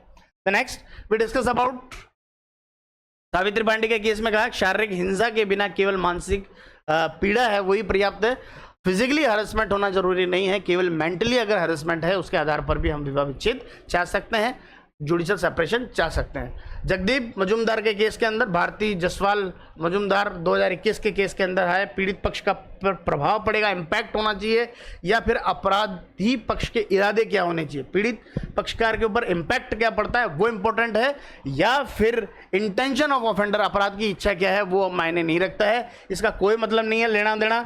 अगर किसी प्रकार से इम्पैक्ट स्पाउस पे पड़ता है, एग्री पार्टी अगर परेशान है, उसके आधार पर हम विवाह विच्छेद कर सकते हैं। The court access to object impact of the victim, पीड़ित पक्षकार कौन है और पीड़ित पक्षकार के ऊपर उसका प्रभाव क्या पड़ा है वो हमारे लिए मायने रखता है। बाकी हमारा इंटेंशन क्या है वो हमारे लिए कोई मायने नहीं रखता है। अपराधी तो सामान्य प्रकृति में अपराध कर रहा है ऐसा नहीं है, उसका इम्पैक्ट किसी भी स्थिति के अंदर वो जो है वो गलत हुआ है। मान लीजिए एक व्यक्ति है जो रोज़ तलवार चला रहा है घर के अंदर, हालांकि तलवार नहीं चलाना चाहिए, वो तो सीख रहा है कि मैं तो सीख ही रहा हूँ इसलिए रोज़ तलवार चला रहा हूँ, ठीक है। अब उस तलवार चलाने की वजह से अगर कोई व्यक्ति हार्म हो गया, किसी व्यक्ति को नुकसान हो गया, किसी व्यक्ति के चोट आ गई है, तो जब चोट आ गई है तो इसका इरादा नहीं देखा जाएगा, इम्पैक्ट देखा जाएगा कि उस व्यक्ति को लगा या नहीं लगा, ठीक है। तो कई व्यक्ति हैं जो साधारणतः अब्यूज़ यूज़ करते हैं, तो इसका कोई प्रभाव, वो कह रहा है मैं तो जनरली यूज़ करता हूँ,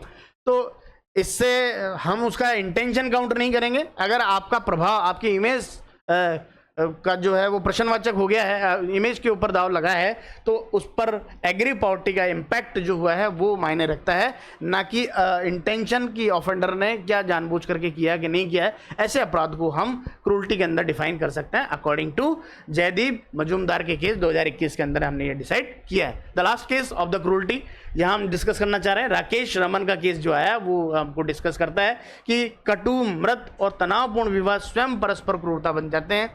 अगर हम पक्षकारों को साथ रहने के लिए बाउंड भी कर दें, जुडिशियल सेपरेशन दे करके हम बाउंड भी कर दें, तो हम उनको अपने आप में ही क्रूरटी डिफाइन कर रहे हैं, अपने आप में ही उनको ऐसी स्थिति में लेकर के आ रहे हैं कि वह अपने आप में ही क्रूरता का प्रभाव है। ऐसी स्थितियों को नहीं करना चाहिए। जब पक्षकारों की ऐसी स्थिति है तो कोर्ट को भी ये देखना चाहते हैं कि अगर उसमें इतनी कटुताएं हैं, दो व्यक्ति आपस में इतने अगेंस्ट एक दूसरे के हैं कि देखते ही मारने के लिए तैयार हैं और किसी भी परिस्थिति में वो साथ नहीं दे सकते हैं, और फिर भी हम उनको जुडिशियल सेपरेशन दे रहे हैं, तो उन आधार पर अपने आप में ही एक हरेसमेंट, ये क्रूरटी है, उन्हें विवाह विच्छेद कर देना चाहिए। ठीक है।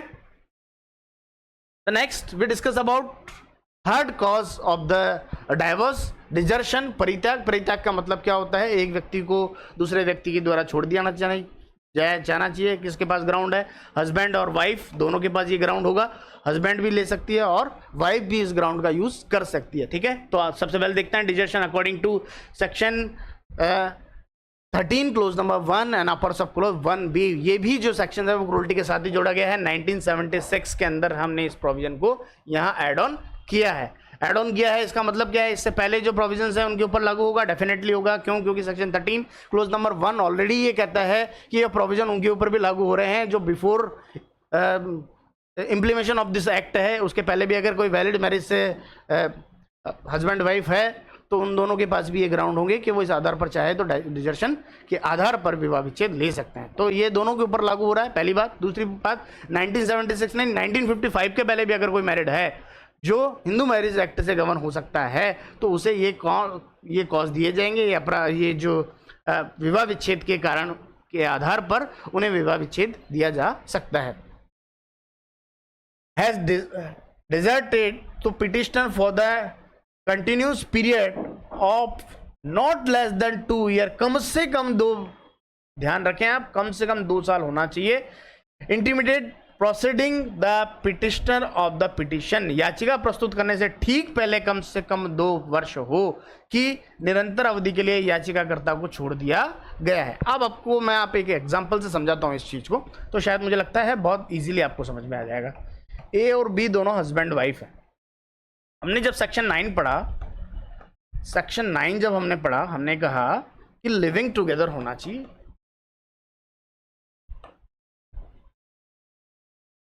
क्यों होना चाहिए? That is object of marriage. अब ऑब्जेक्ट ऑफ मैरिज है तो डेफिनेटली बात है कि हमें रखना ही पड़ेगा। विवाह का उद्देश्य इसलिए कि साथ रहना है, दोनों अलग अलग रह रहे हैं तो फिर मैरिज क्यों की है? जब मैरिज करने का ऑब्जेक्ट ही हमारे पास ये है तो फिर हमें लगता है कि जो, एक मिनट रुकिए,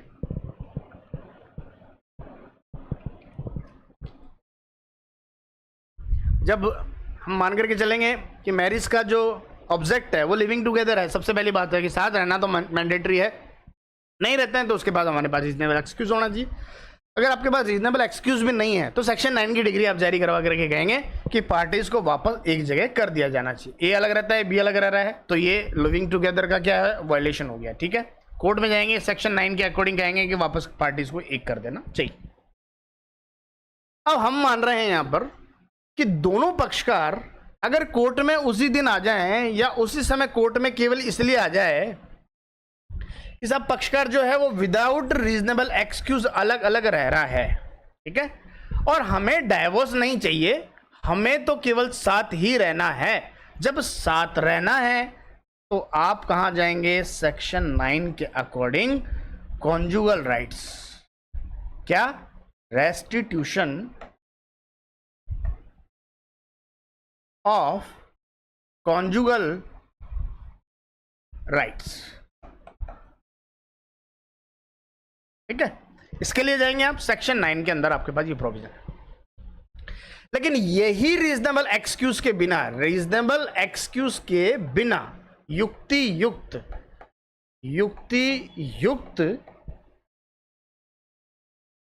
कारणों के बिना, विदाउट रीजनेबल एक्सक्यूज, सेक्शन 9 के लिए भी विदाउट रीजनेबल एक्सक्यूज ही होना चाहिए। रीजनेबल एक्सक्यूज है तो सेक्शन 9 की डिग्री भी नहीं मिलेगी, ठीक है।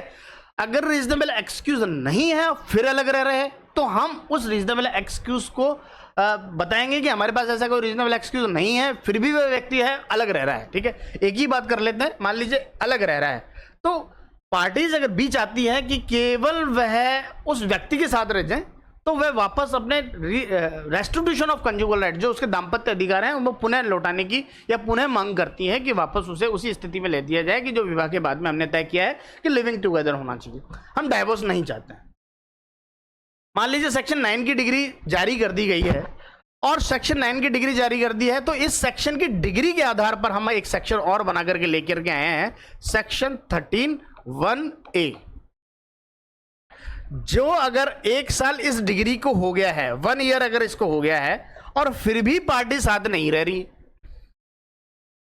अब जब फिर भी पार्टी साथ नहीं रह रही हैं तो हमारे पास अगर इस डिग्री का 1 साल निकल गया है तो हमारे पास एक प्रोविजन है सेक्शन 13(1)(a), जिसको हम आगे पढ़ेंगे, ब्रेकडाउन थ्योरी, ठीक है। ब्रेकडाउन थ्योरी, विवाह का विफलता का सिद्धांत के आधार पर हम उस डिग्री का जो कंसेप्ट लेकर के आए हैं उसके आधार पर विवाह विच्छेद करवा लेंगे। दूसरी बात भी आपको समझ में आई होगी, अब पार्टी सेक्शन 9 की डिग्री जारी ही नहीं करवाता है। पहली बात, डिग्री जारी नहीं करवा रहा है, विदाउट रीजनेबल एक्सक्यूज व्यक्ति छोड़ करके चला गया। अब समस्या हो गई, सेक्शन 9 की डिग्री के आधार पर हम चाहें तो इससे क्या कर सकते हैं, जुडिशियल जो है कंजुगल राइट्स की डिग्री जारी करा सकते हैं। नहीं करवाई, हमने करवाई नहीं, बिल्कुल भी। क्यों नहीं करवाई? क्यों साहब नहीं करवाना चाहते हैं, बात खत्म। अब जब रह रहा है तो रहते रहते कम से कम मिनिमम है ये, और कंटिन्यूसली, कंटिन्यू मतलब निरंतर, अनब्रेकेबल, ठीक है। इसमें कोई गैप नहीं होना चाहिए, सबसे बड़ी बात ध्यान रखें आप। ए और बी विदाउट रीजनेबल एक्सक्यूज, वही बात वापस आ गई। रीजनेबल एक्सक्यूज अगर है अलग रहने का, मान लीजिए सऊदी अरब चला गया, ठीक है, रीजनेबल एक्सक्यूज है, कमाने के लिए गया है, 3 साल में आएगा, रीजनेबल एक्सक्यूज है। लेकिन विदाउट रीजनेबल एक्सक्यूज, वापस से उसी बात पर आता है, विदाउट रीजनेबल एक्सक्यूज साथ नहीं रह रहा है, सेक्शन 9 की डिग्री भी जारी नहीं करवाई हमने कि भाई साथ रहे, नहीं करवाई। अगर रहती तो हमारे पास 1 साल में ये ग्राउंड था कि हम चाहें तो उस आधार पर डाइवोर्स ले सकते हैं, लेकिन नहीं करवाई, डिग्री जारी नहीं करवाई हमने। और कंटिन्यूसली कब तक? 2 साल मिनिमम होना चाहिए, अनब्रेकेबल। अगर मान लीजिए इसमें ब्रेक लग गया, 1 जनवरी 2020 को शादी हुई, ठीक है, साथ रहे कब तक? 21 तक रहे। कब तक रहे? 1 जनवरी 2021 तक साथ रहे। 2 जनवरी 2021 से अलग रह रहा है, ठीक है, साथ ही नहीं रह रहा है। कब तक रहेगा? मान लीजिए 5 मई को वापस आया, फिर चला गया छोड़ करके, फिर वापस आया कि दिसंबर को आया, 10 दिसंबर को 2021 में आया, फिर वापस आया जून के अंदर, 21 जून 2022 को, फिर चला गया छोड़ करके। ऐसा नहीं, ऐसा बिल्कुल ही नहीं माना जाएगा। एक बार गए हुए कब के बिछड़े हुए हैं आप, इसका मतलब मिनिमम कितना होना चाहिए?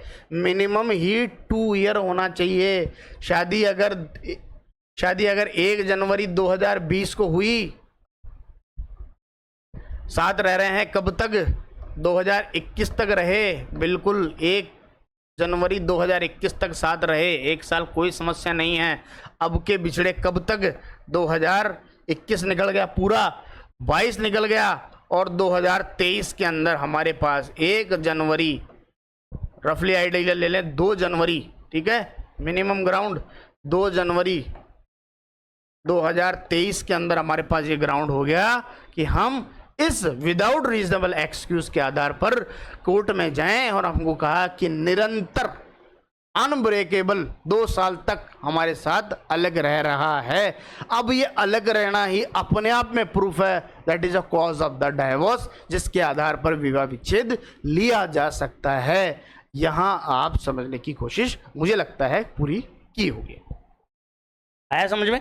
तो यहां पर निरंतर जो चीज मैं समझाने की कोशिश कर रहा हूं, तीनों फैक्ट को एक साथ समझाया। सेक्शन 9 की डिग्री जो है सेक्शन 13(1)(a) में, और इसी के आधार पर ये डिजर्शन, ये तीनों अपने आप में अलग अलग पॉइंट्स के अकॉर्डिंग हम डाइवोर्स ले सकते हैं। ठीक है, तो ठीक कम से कम पहले 2 वर्ष तक अलग रहा होगा, किसके साथ? याचिकाकर्ता को छोड़ करके चला गया हो, जो पिटिशनर फाइल कर रहा है उस व्यक्ति को छोड़ करके वह चला गया हो। दोनों के पास ग्राउंड है, हस्बैंड और वाइफ दोनों उसका यूज कर सकते हैं। परित्याग का अर्थ क्या है? What is the mean of the desertion? बिना उचित कारण के, विदाउट रीजनेबल एक्सक्यूज, पहली बात ध्यान रखें। दूसरी, बिना कंसेंट, बिना सहमति, विदाउट कंसेंट, उसकी कंसेंट नहीं है कि तू चला जा, वो छोड़ करके जाइए, आप ऐसा कुछ काम करके आइए जो बहुत जरूरी है, तो कंसेंट दे दी उसने, ऐसा कंसेंट नहीं होना चाहिए। तो ये कंसेंट भी इच्छा के विरुद्ध होना चाहिए, अगेंस्ट द विश। उस व्यक्ति की इच्छा नहीं है कि उसको छोड़कर चला जाए। अगर उस व्यक्ति की इच्छा ही है ऐसी कि वो उसको छोड़ के चला जाए तो मैं सुखी रहूं, तो ऐसी इच्छा भी नहीं होना चाहिए, उस इच्छा के विरुद्ध भी होना चाहिए। याचिकाकर्ता को छोड़ देना, इसमें याचिकाकर्ता की जानबूझकर उपेक्षा भी शामिल है। जानबूझ करके उपेक्षा कर रहा है। डिजर्शन का मतलब कई स्थितियां ऐसी हुई है कि जिसके अंदर इंटेंशनली नेग्लेक्ट किया गया है उसको, जिस आधार पर हम कहें कि ये अपने आप में कॉज ऑफ द डाइवोर्स बनता है, जिसके आधार पर विवाह विच्छेद किया जा सकता है। ठीक है, फैक्टम डिसेंडी, वास्तविक शारीरिक अलगाव होना चाहिए। दूसरा, हमेशा के लिए छोड़ के जाने का इरादा हो, दोनों चीज होना कंपलसरी है। पहली बात एनिमस डिसेंडी, फैक्टम डिसेंडी, और दूसरा है एनिमस डिसेंडी। पहली बात, वास्तविक रूप से अलग रह रहे हैं, शारीरिक रूप से, फिजिकली दोनों अलग अलग रह रहे हैं, पहली बात। और दूसरा, फिजिकली अलग रहने के साथ साथ यहां पर जो हमें छोड़ करके जाने की जो है परमानेंटली इंटेंशन होनी चाहिए। अगर परमानेंट इंटेंशन नहीं है, कभी कभी बात कर लेता है, फोन पे भी बात कर लेता है, इसका मतलब क्या है? डिजर्शन नहीं हुआ है। ठीक है, क्यों? क्योंकि यहां पर एनिमस डिसेंडी नहीं है। अगर ये भी उसके साथ जुड़ा हुआ होगा तो ही कॉज ऑफ द क्राइम माना जाएगा। Must be continue for the at last 2 year. यहां पर हमें इसके आधार पर विवाह विच्छेद कर देंगे, तब जाकर के अगर दोनों चीजें एक साथ जुड़ी हुई होगी तो ही हम डाइवोर्स का रीजन या ग्राउंड बनाएंगे, अदरवाइज इसको हम एक्सेप्ट नहीं करेंगे। आगे हम देखते हैं। और तो यहाँ पर जो लिखा हुआ है, कई बार परिस्थिति ऐसी हो जाती है कि पक्षकार खुद ऐसी स्थिति पैदा कर देता है जिसके आधार पर वह अपने आप ही छोड़ करके अलग चला जाता है, तो वो भी एक कंस्ट्रक्टिव डिजर्शन माना जाएगा, जो हम आगे ऑलरेडी डिस्कस करेंगे। तो पहले हम इसको वापस क्लियर कर लेते हैं। कुछ एलिमेंट्स हैं जिसके आधार पर हम जो डिजर्शन के आधार पर विवाह विच्छेद करेंगे। ठीक है, और ये हमने ऑलरेडी देख लिया है। फैक्टम एनिमस और एनिमस डिसेंडी, परित्याग करने का इरादा क्या है वो हम लैटिन मैक्सिम के आधार पर समझ रहे हैं। कार्य और इरादा दोनों का संयोग होना जरूरी है। अगर दोनों अलग अलग है, अगर केवल कारण है, इरादा नहीं है, केवल इरादा है, कारण नहीं है, तो भी ऐसी स्थितियां, दोनों होना जरूरी है। दोनों का फिजिकली प्रेजेंस होना जरूरी है, दोनों का इंटेंशन और फिजिकली जो अबॉर्टमेंशन है, वो सेपरेशन है, वो होना जरूरी है। अगर दोनों नहीं है तो फिर हम नहीं मानेंगे कि वहां पर डिजर्शन के आधार पर विवाह विच्छेद हुआ है। एक तो फिजिकली वो छोड़ करके चला गया और फिर वापस भी लौट के आना नहीं चाहता है, आना तो चाहता है लेकिन आ नहीं रहा है, वो एक अलग बात है। ठीक है, तो दोनों की परिस्थितियां अलग अलग हुई, according to circumstances of the according to fact of the cases हम अलग अलग हो सकता है, वो हमारे लिए नेचर बाय डिफॉल्ट हो सकता है। शारीरिक अलगाव, फर्स्ट ऑफ ऑल पहले ध्यान रखें, एक एलिमेंट्स है। फैक्टम ऑफ सेपरेशन है पति और पत्नी का वास्तविक रूप से अलग होना। यहां पर फिजिकली हमें अलग होना पड़ेगा, साथ ही रह रहे हैं फिजिकली, लेकिन इंटेंशन है अलग रहने की, तो नहीं एक्सेप्ट करेंगे, फिजिकली भी आपको अलग रहना पड़ेगा। ठीक है, सेक्शन 9 में हम देख रहे हैं, अगर साथ रहते हैं लेकिन फिर भी अलग अलग रीजनेबल एक्सक्यूज के अलग कारण से विड्रॉन फ्रॉम द सोसाइटी हो रहा है। ठीक है, कि हम जो हमारा जो कॉन्जुगल राइट्स है उसका पालन नहीं कर रहे हैं। ठीक है, तो उस आधार पर सेक्शन 9 के अंदर डिग्री जारी कर सकते हैं, लेकिन यहां हमें फिजिकली एब्सेंस होना भी जरूरी है। अगर फिजिकली प्रेजेंट है तो डिजर्शन का ग्राउंड नहीं बनता है, दोनों ग्राउंड होना चाहिए। पहली बात, फिजिकली भी होना चाहिए और मेंटली भी होना चाहिए। ठीक है, तो पति पत्नी का वास्तविक रूप से अलग होना, नौकरी, शिक्षा, इलाज के लिए अलग रहना, ये किसी प्रकार से कारण नहीं बनता है। ठीक है, शारीरिक रूप से अलगाव है, फैक्टम ऑफ सेपरेशन है, अलग रहना इंपॉर्टेंट है, लेकिन इन कारणों से, अगर मान लीजिए कोई जॉब करता है, एजुकेशन के लिए गया है, या कोई अपना मेडिकल कोई इश्यू है जिसकी वजह से वह अलग रह रहा है, तो ये फिजिकली प्रेजेंस नहीं होना कॉज ऑफ द डाइवोर्स नहीं बनेगा। क्यों? क्योंकि इस ग्राउंड के आधार पर हम चाहें तो अलग अलग रह सकते हैं। एनानिमस डिजर्डी, जिसको हम कह सकते हैं स्थायी रूप से छोड़ करके जाने का इरादा भी हो, इंटेंशन भी हमारा होना चाहिए, लेकिन दोनों की सहमति से अलग रहना, ये अपने आप में इरादा साबित नहीं करता है। तीसरा है बिना सहमति की, विदाउट कंसेंट, जिसकी कंसेंट है, दूसरे पक्ष की मर्जी के बिना कंसेंट नहीं दी है तो ही ध्यान रखें। लेकिन अगर न्यायिक पृथक्करण के आदेश के बाद अलग रह रहे हैं तो इस आधार पर विवाह विच्छेद नहीं माना जाएगा, क्योंकि कोर्ट ने उनको कहा है सेक्शन 10 के अकॉर्डिंग अलग अलग रही है। अब उसको 10 साल हो गए, 20 साल हो गए, 30 साल हो गए और 2 साल तो मिनिमम है ही, 20 साल भी हो गए, तो इस आधार पर हम डिजर्शन के आधार पर विवाह विच्छेद नहीं लेंगे। क्यों नहीं लेंगे? क्योंकि ये ग्राउंड नहीं बन रहा है। कोर्ट ने ये आदेश दिया है कि आप अलग रहेंगे। जब कोर्ट को आप ये फुलफिल कर देंगे कि हम साथ रहना चाहते हैं, कोर्ट उस डिग्री को खारिज करे, फिर आप अलग रह रहे हैं, तो ये कारण बन सकता है। ठीक है। चौथा, बिना उचित कारण के, रीजनेबल एक्सक्यूज नहीं है, युक्त कारण ना हो, ध्यान रखें, तो उस आधार पर हम चाहें तो अलग रह सकते हैं। आपदा के कारण से कोई ऐसी हमारे पास, जैसे मान लीजिए कि कोविड आया हमारे पास, ऐसी स्थिति हो गई कि 2-3 साल तक अलग ही रहा व्यक्ति। ठीक है। वो ऐसे व्यक्ति चीन में फंस गया, अब वो चीन से आ ही नहीं सकता, चाइना से आ ही नहीं सकता, ऐसी स्थिति में क्या करे, 2 साल से अलग रह रहा है, तो डिसीजन का कारण नहीं बनता है। कारण इसलिए नहीं बनता है क्योंकि रीजनेबल एक्सक्यूज है, उसको बाउंड कर दिया है कि वो व्यक्ति आएगा ही नहीं है। मिनिमम कंटिन्यूसली 2 ईयर होना चाहिए। अगर कोर्ट इस ग्राउंड को लेकर के हमारे पास कोर्ट में आना चाहते हैं तो हमें मिनिमम 2 ईयर होना रिक्वायरमेंट है और कंटिन्यूसली होना जरूरी है। ध्यान रखें, लगातार होना जरूरी है। बिना लगातार नहीं होने से हम ये नहीं कह सकते हैं कि विवाह विच्छेद किया जाएगा। विवाह विच्छेद नहीं किया जाएगा किसी भी स्थिति के अंदर, और किसी भी स्थिति के अंदर नहीं किया जाएगा तो फिर मतलब नहीं किया जाएगा।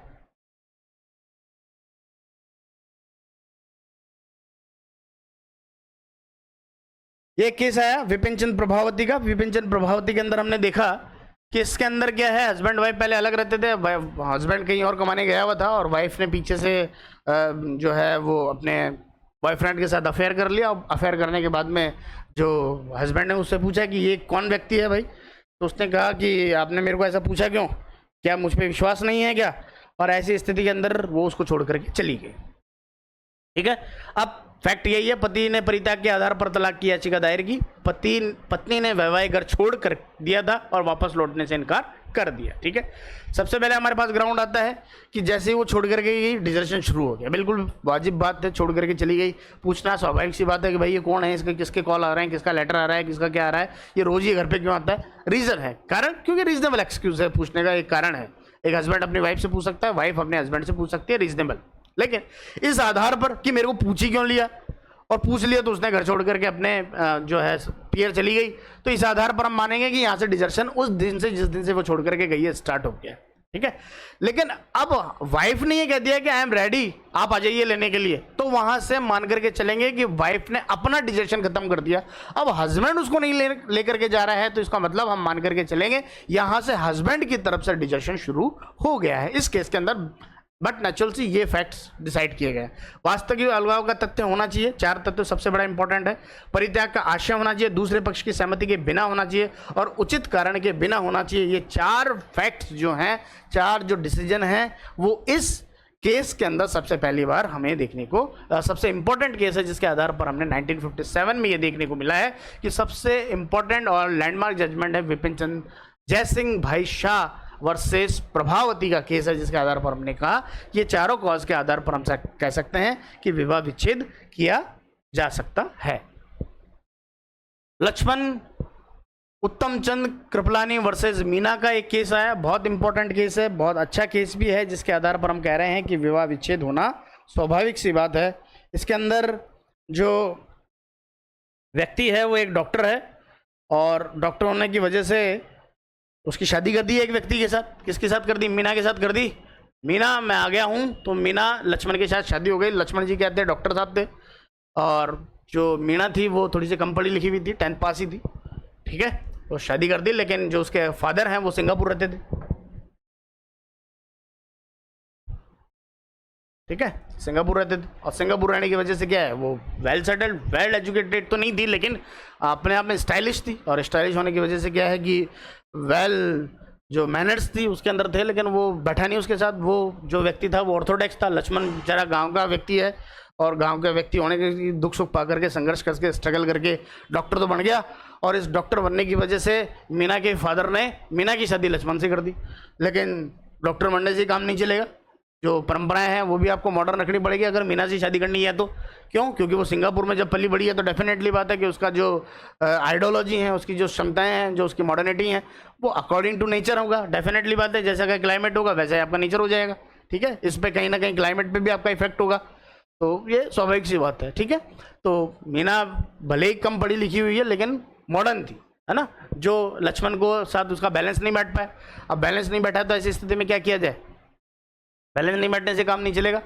अब लक्ष्मण और मीना साथ रहते थे, लेकिन मीना को लगा कि नहीं नहीं यहाँ रहना अब स्वाभाविक सी बात है, अब मेरे को चलना चाहिए, तो वो चली गई। कहाँ चली गई? अपने फादर के पास चली गई, सिंगापुर। तो सिंगापुर चली गई तो लक्ष्मण ने कहा भाई आजा, आती क्यों नहीं है, अब तो तेरे को आना चाहिए। वो कह के आएगी, आऊँगी आऊँगी, आप घबराओ मत, आऊँगी। कहती तो रही। अब यहाँ पर देखने की बात है कि डिजर्शन हुआ कि नहीं हुआ। तो हमेशा जो उसकी वाइफ है मीना, उसने कहते रहा हाँ आऊँगी, आप घबराओ मत, आऊँगी, जल्दी आऊँगी मैं। ठीक है, मैं जल्दी जब वो इंडिया आ रही हूँ तो इंडिया आऊँगी तो मैं अब आ ही जाऊँगी। ऐसा हुआ एक बार, क्या हुआ कि वो बॉम्बे आई शादी के अंदर किसी में,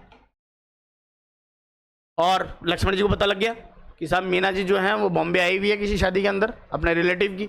और शादी में आई तो उसने देखा कि जो एक उसका बच्चा है वो बहुत परेशान है और पीड़ित है, फीवर है उसको, हाई फीवर है। तो उसने ये मेंशन कर दिया कि आप बॉम्बे तो आई हुई हैं, और बॉम्बे आई हुई हैं तो आप जो बच्चा है वो बहुत ज़्यादा परेशान है, बीमार हो रहा है, एक बार आप उसको देख लेंगे तो हो सकता है वो जल्दी रिकवर कर ले, जल्दी स्वस्थ हो जाए। तो वो कहती है कि नहीं मैं बस अब एक बार तो बॉम्बे से वापस जाऊंगी सिंगापुर, वापस मैं 15 दिन बाद में लौट करके आऊँगी और तब मैं ज़रूर उसको ध्यान रखूँगी। वह वापस सिंगापुर चली गई बिना बच्चे से मिले, बिना ही लक्ष्मण जी से मिले हुए। ऐसी स्थिति के अंदर क्या माने कि डिजर्शन हुआ कि नहीं हुआ? ऐसी स्थिति के अंदर हम माने कि क्या डिजर्शन हुआ कि नहीं है। कहना ही काम नहीं है, कहने के साथ साथ हमारा जो सबसे बड़ा इम्पोर्टेंट है वो ये भी है कि आप उस कहने के साथ आपका बिहेव भी ऐसा होना चाहिए कि उसके आधार पर आप तय कर सकें कि यहाँ पर आपने डिजर्शन नहीं किया। लेकिन परिस्थितियाँ ऐसी हैं कि अगर ऐसी स्थितियाँ हैं, बॉम्बे आई है फिर भी नहीं मिल करके गई, वापस सिंगापुर चली गई, यहाँ पर डिजर्शन तब से ही स्टार्ट था जब से वो गई है। इस आधार पर विवाह विच्छेद दिया जा सकता है। इस केस में हमें कंस्ट्रक्टिव डिजर्शन के बारे में भी बताया गया है, और कंस्ट्रक्टिव डिजर्शन क्या होती है वो हम आगे और डिस्कस करेंगे। लेकिन उससे पहले ये 3 केसेस हैं जो छोटे छोटे ही हैं, उनको हम कर लेते हैं। सावित्री वर्सेस श्री गोविंद का केस है। न्यायालय ने मान्यता दी यदि पत्नी घर से निकाल दिया जाए तो पति परित्यागी होगा। और इसी के आधार पर तारकनाथ घोष वर्सेस जरना घोष के केस है। यदि पति ने वापस बुलाया और पत्नी ने इनकार कर दिया तो पत्नी परित्यागी का दोष है। वो ऑलरेडी हमने इसके बारे में डिस्कस कर लिया है। और सुरथा देवी के केस में आया अलग रहना शारीरिक अलगाव है, एक ही घर में अलग कमरे में रहना भी उसी में आता है। एक ही कमरे में रह रहे हैं लेकिन अलग अलग रह रहे हैं, कोई लेना देना नहीं है एक दूसरे से, तो यहाँ पर भी विवाह विच्छेद का कारण हम मान लेंगे। अब सबसे पहले हम बात करते हैं कंस्ट्रक्टिव डिजर्शन क्या होता है। कंस्ट्रक्टिव डिजर्शन के अंदर मान लीजिए कि अगर हम बात करें ए और बी की, अगर मान लीजिए ए, जैसे कि हम इसी केस के अंदर पहले के वाले केस के अंदर डिस्कस करते हैं लक्ष्मण मीना के अंदर, तो उसके अंदर बी मान लीजिए छोड़ करके सिंगापुर चली गई। ठीक है, अब सिंगापुर चली गई है तो डिजर्शन किसकी तरफ से स्टार्ट हुआ? डिजर्शन स्टार्ट हुआ बी की तरफ से हुआ। कब तक करना है? मिनिमम 2 साल तक रखना है। क्लियर? छोड़ के कौन जा रहा है व्यक्ति? बी जा रहा है, राइट। ए और बी हस्बैंड वाइफ है, बी छोड़ करके जा रही है। ठीक है, तो यहां पर हम मान करके चलेंगे कि जो डिजर्शन हुआ है वो बी की तरफ से हुआ है। ठीक है, लेकिन कंस्ट्रक्टिव डिजर्शन ऐसा है कि बी चाहे तो भी ए के साथ नहीं रह सकती है। कारण क्योंकि ए ने कुछ ऐसी परिस्थितियां क्रिएट कर दी हैं कि बी उसके पास ऐसा और कोई विकल्प नहीं है कि अगर वह ना छोड़े तो अपना जीवन चला पाए। ऐसी परिस्थितियां उसके पास नहीं है। जब ऐसी परिस्थितियां ए ने क्रिएट कर दी है जिसकी वजह से बी नहीं रह सकती है और अब बी छोड़ करके कहीं चली गई है, हम मानेंगे यह कंस्ट्रक्टिव डिजर्शन है। डिजर्शन किसने किया? ए ने किया। बी अलग रह रही है, इसका कोई कारण नहीं है, भले ही बी अलग रह रही है, लेकिन कंस्ट्रक्टिव डिजर्शन जो है, अब यहां पर अगर 2 साल के अंदर भी वह परिस्थितियां इन्हें सामान्य नहीं की है तो बी के पास ग्राउंड होगा कि वो ए के ऊपर कंस्ट्रक्टिव डिजर्शन के आधार पर विवाह विच्छेद की स्थिति जाहिर कर दे, जिससे कहा गया कि विवाह विच्छेद अकॉर्डिंग टू डिजर्शन किया जाएगा और उस आधार पर हम चाहें तो विवाह विच्छेद कर सकते हैं। ठीक है, तो उस आधार पर हम चाहें तो विवाह विच्छेद कर सकते हैं। क्यों? क्योंकि ए ने ऐसी परिस्थिति क्रिएट कर दी है जिसके आधार पर विवाह विच्छेद होना स्वाभाविक सी बात है। ठीक है, यहां लिखा हुआ भी है,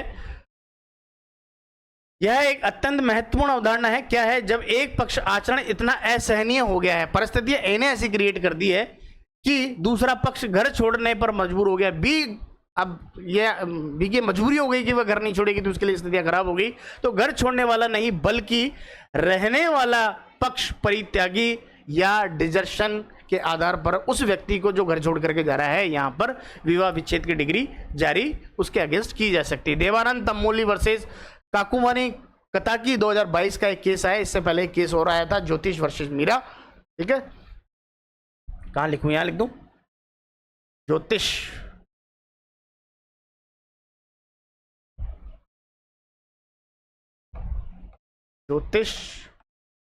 चंद्र वर्सेस मीरा, एक केस आया, बहुत इंपॉर्टेंट केस है। इसके अंदर क्या हुआ, ज्योतिष चंद्र जो थे वो बहुत समझदार व्यक्ति थे और समझदार व्यक्ति के साथ साथ उनके साथ समस्या ये हो गई कि ज़्यादा समझदार निकल गए, और ज़्यादा समझदार निकल गए तो मीरा जो थी, मीरा है ये, है ना, मीरा।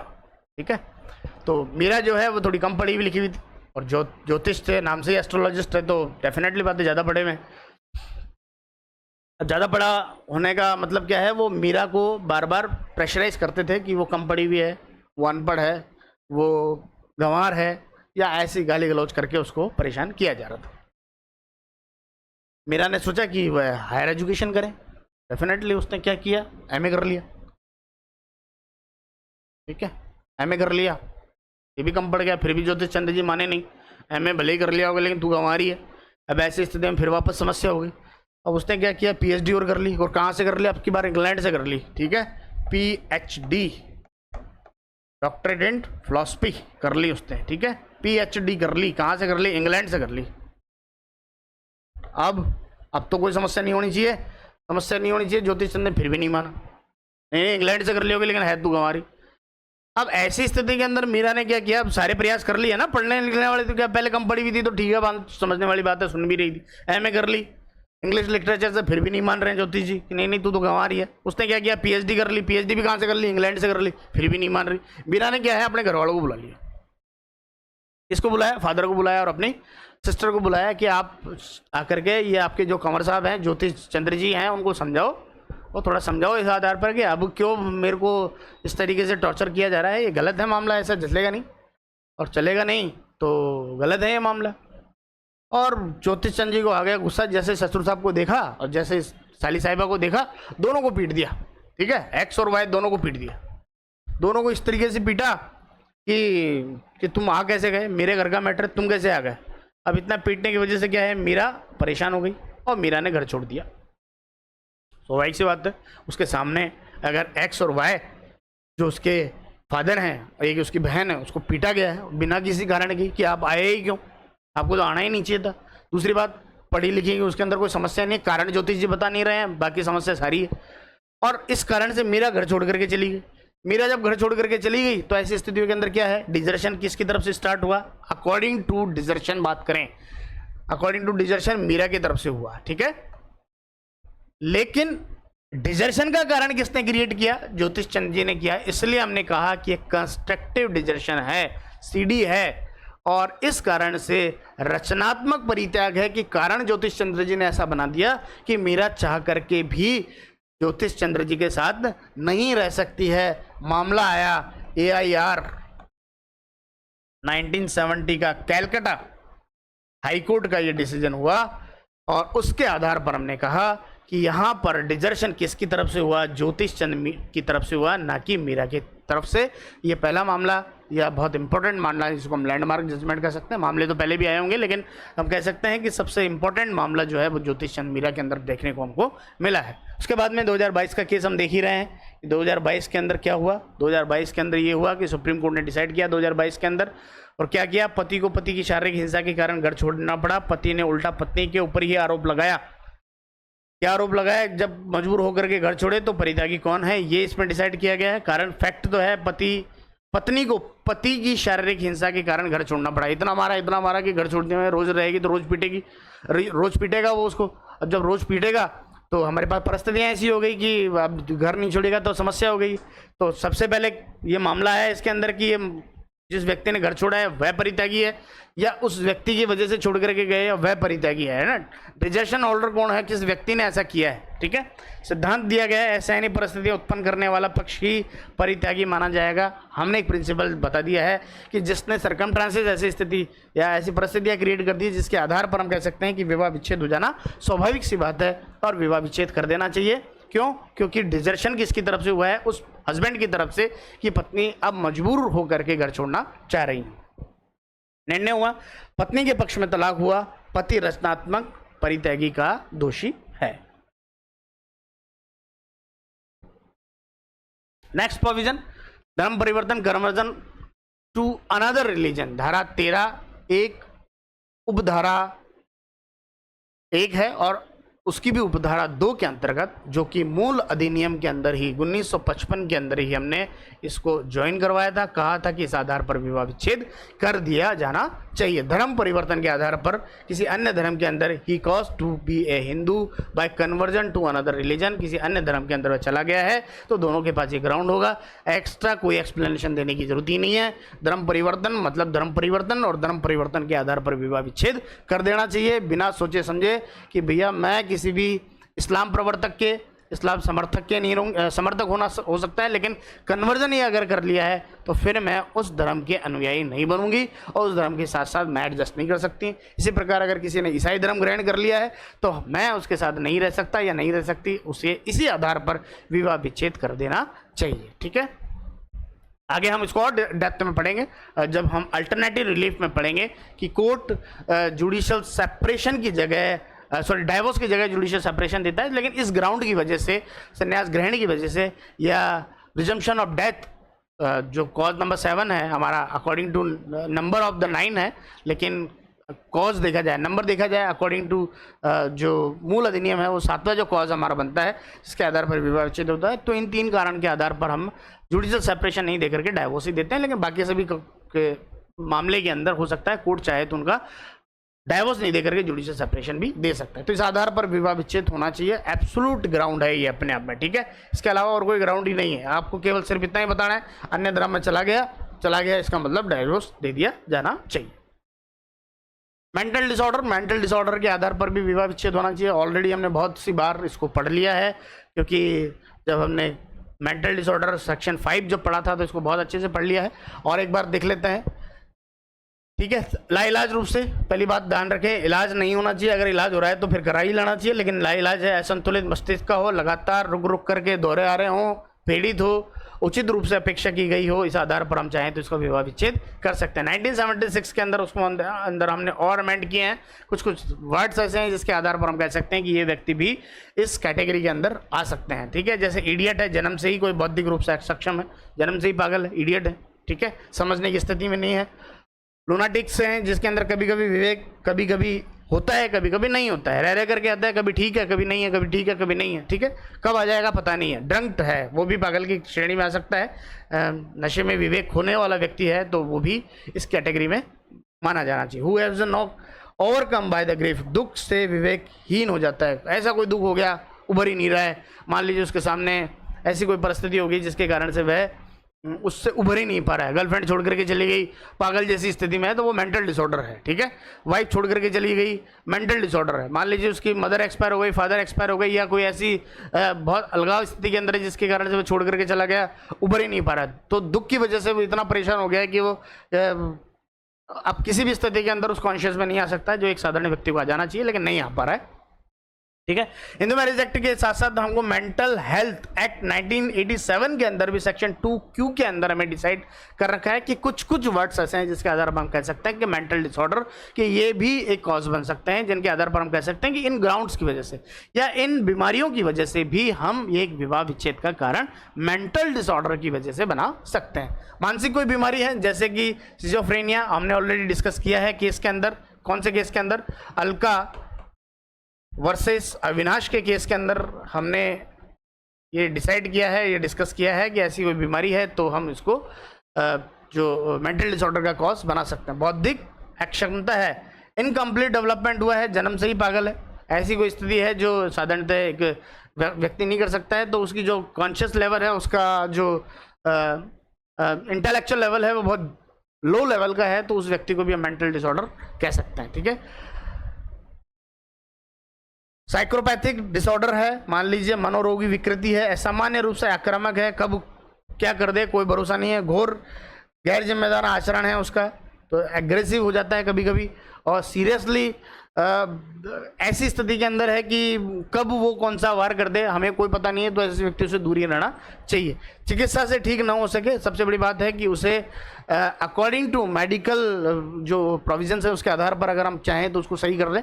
हमारे पास ऐसी स्थिति में नहीं है तो फिर हम चाहें तो उसको डाइवोर्स का ग्राउंड बना सकते हैं। इसके अलावा अन्य कोई बीमारी है तो भी उसके आधार पर भी विवाह विच्छेद इसी के आधार पर अगर है तो हो सकता है। ठीक है। सबसे पहले देखेंगे वास्तव में विद्यमान क्या है, अस्तित्व में होना चाहिए, केवल विचित्र व्यवहार पर्याप्त नहीं है, चिकित्सीय पुष्टि, साइकेट्रिक रिपोर्ट होना चाहिए कि वह व्यक्ति एक्चुअल में पागल है। केवल ऐसा करता है पागलपन की जैसी की स्थिति के अंदर तो हम नहीं मानेंगे। उसका बिहेव अगर पागलपन का है, ऐसा नहीं होगा कि डाइवोर्स का ग्राउंड बन जाए। हमें एक जो उसका साइकेट्रिक है, एक मनोचिकित्सक है, उसकी रिपोर्ट के आधार पर ही हम डाइवोर्स का ग्राउंड बनाएंगे, उससे पहले नहीं होना। लगातार होना चाहिए, कंटिन्यूसली होना चाहिए, ऐसा नहीं कि आज हो गया यार फिर हुआ ही नहीं कभी, ऐसा नहीं होना चाहिए। लगातार बार बार में उसके अंदर ऐसे जो पागलपन है उसके दौरे आने चाहिए, री अटैक होनी चाहिए बार बार, तो हम उसको कंटिन्यूसली, ठीक है, और उसका कोई इलाज नहीं हो सकता है तो हम उसको इस कैटेगरी में लेकर के आएंगे, लगातार या बार बार लौटना। ठीक है। पागलपन में असाध्य रूप सिद्ध करनी होगी, मानसिक विकार गंभीरता की मात्रा देखी जाती है, कितना पागल है वो हमको तय करना पड़ेगा। इतना पागल है कि व्यक्ति पक्षकार जो साथ है, पिटिशनर होल्डर है, वो उसके साथ नहीं रह सकता है, ऐसी परिस्थितियां हैं तो ही हम इसको इस कैटेगरी के अंदर काउंट करेंगे। गंभीरता देखेंगे, उचित रूप से साथ रहने की अपेक्षा न की जा सके, मतलब वही चीज़ है जो मैंने ऑलरेडी दिखा दी है।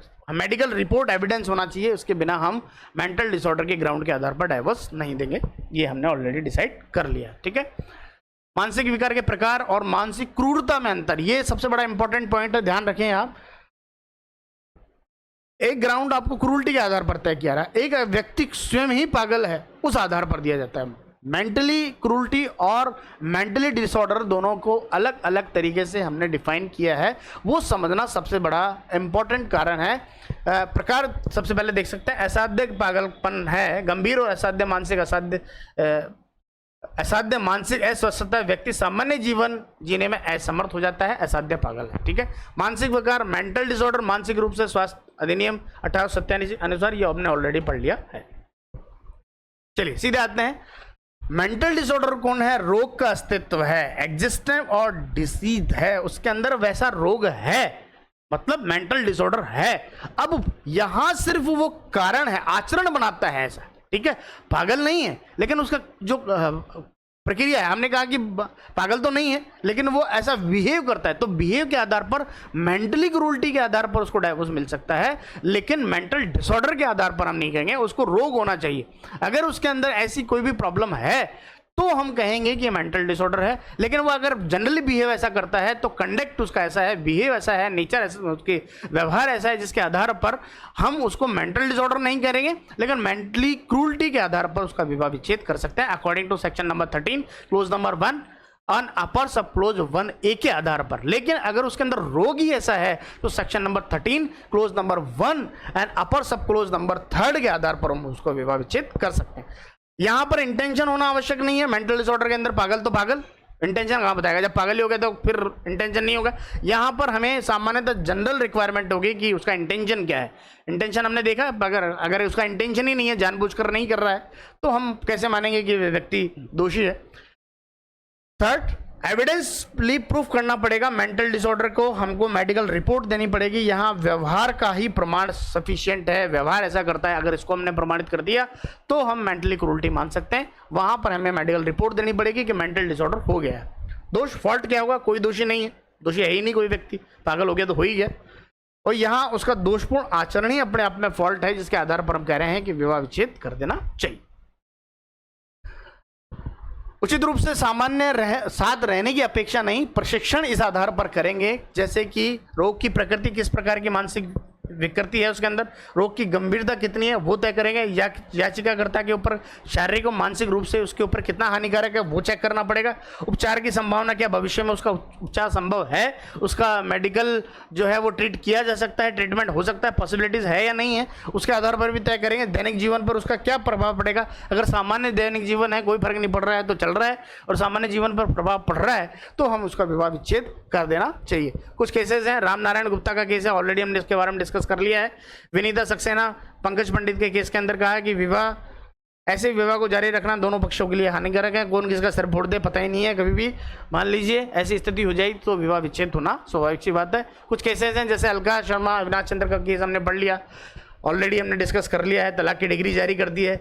स्नेह प्रभा वर्सेस रविंद्र कुमार 1995 के केस में हुआ कि शून्य करनी है अगर मामले हैं तो, अगर विवाह से पहले हैं तो शून्य करनी है मामले बनते हैं, विवाह को डाइवोर्स के ग्राउंड तक लेके आने की पॉसिबिलिटीज नहीं है। अगर ऑलरेडी ही जो विवाह से पहले ही अगर कोई व्यक्ति पागल है तो अवॉइडेबल मैरिज हो सकती है ये अकॉर्डिंग टू सेक्शन 12, लेकिन आफ्टर द मैरिज हुई है तो हमारे पास ये ग्राउंड डाइवोर्स का बनता है। ठीक है, जोगिंदर सिंह के केस के अंदर है 1986 के अंदर Punjab and Haryana high court के अंदर डिसाइड हुआ है कि मिर्गी है ना,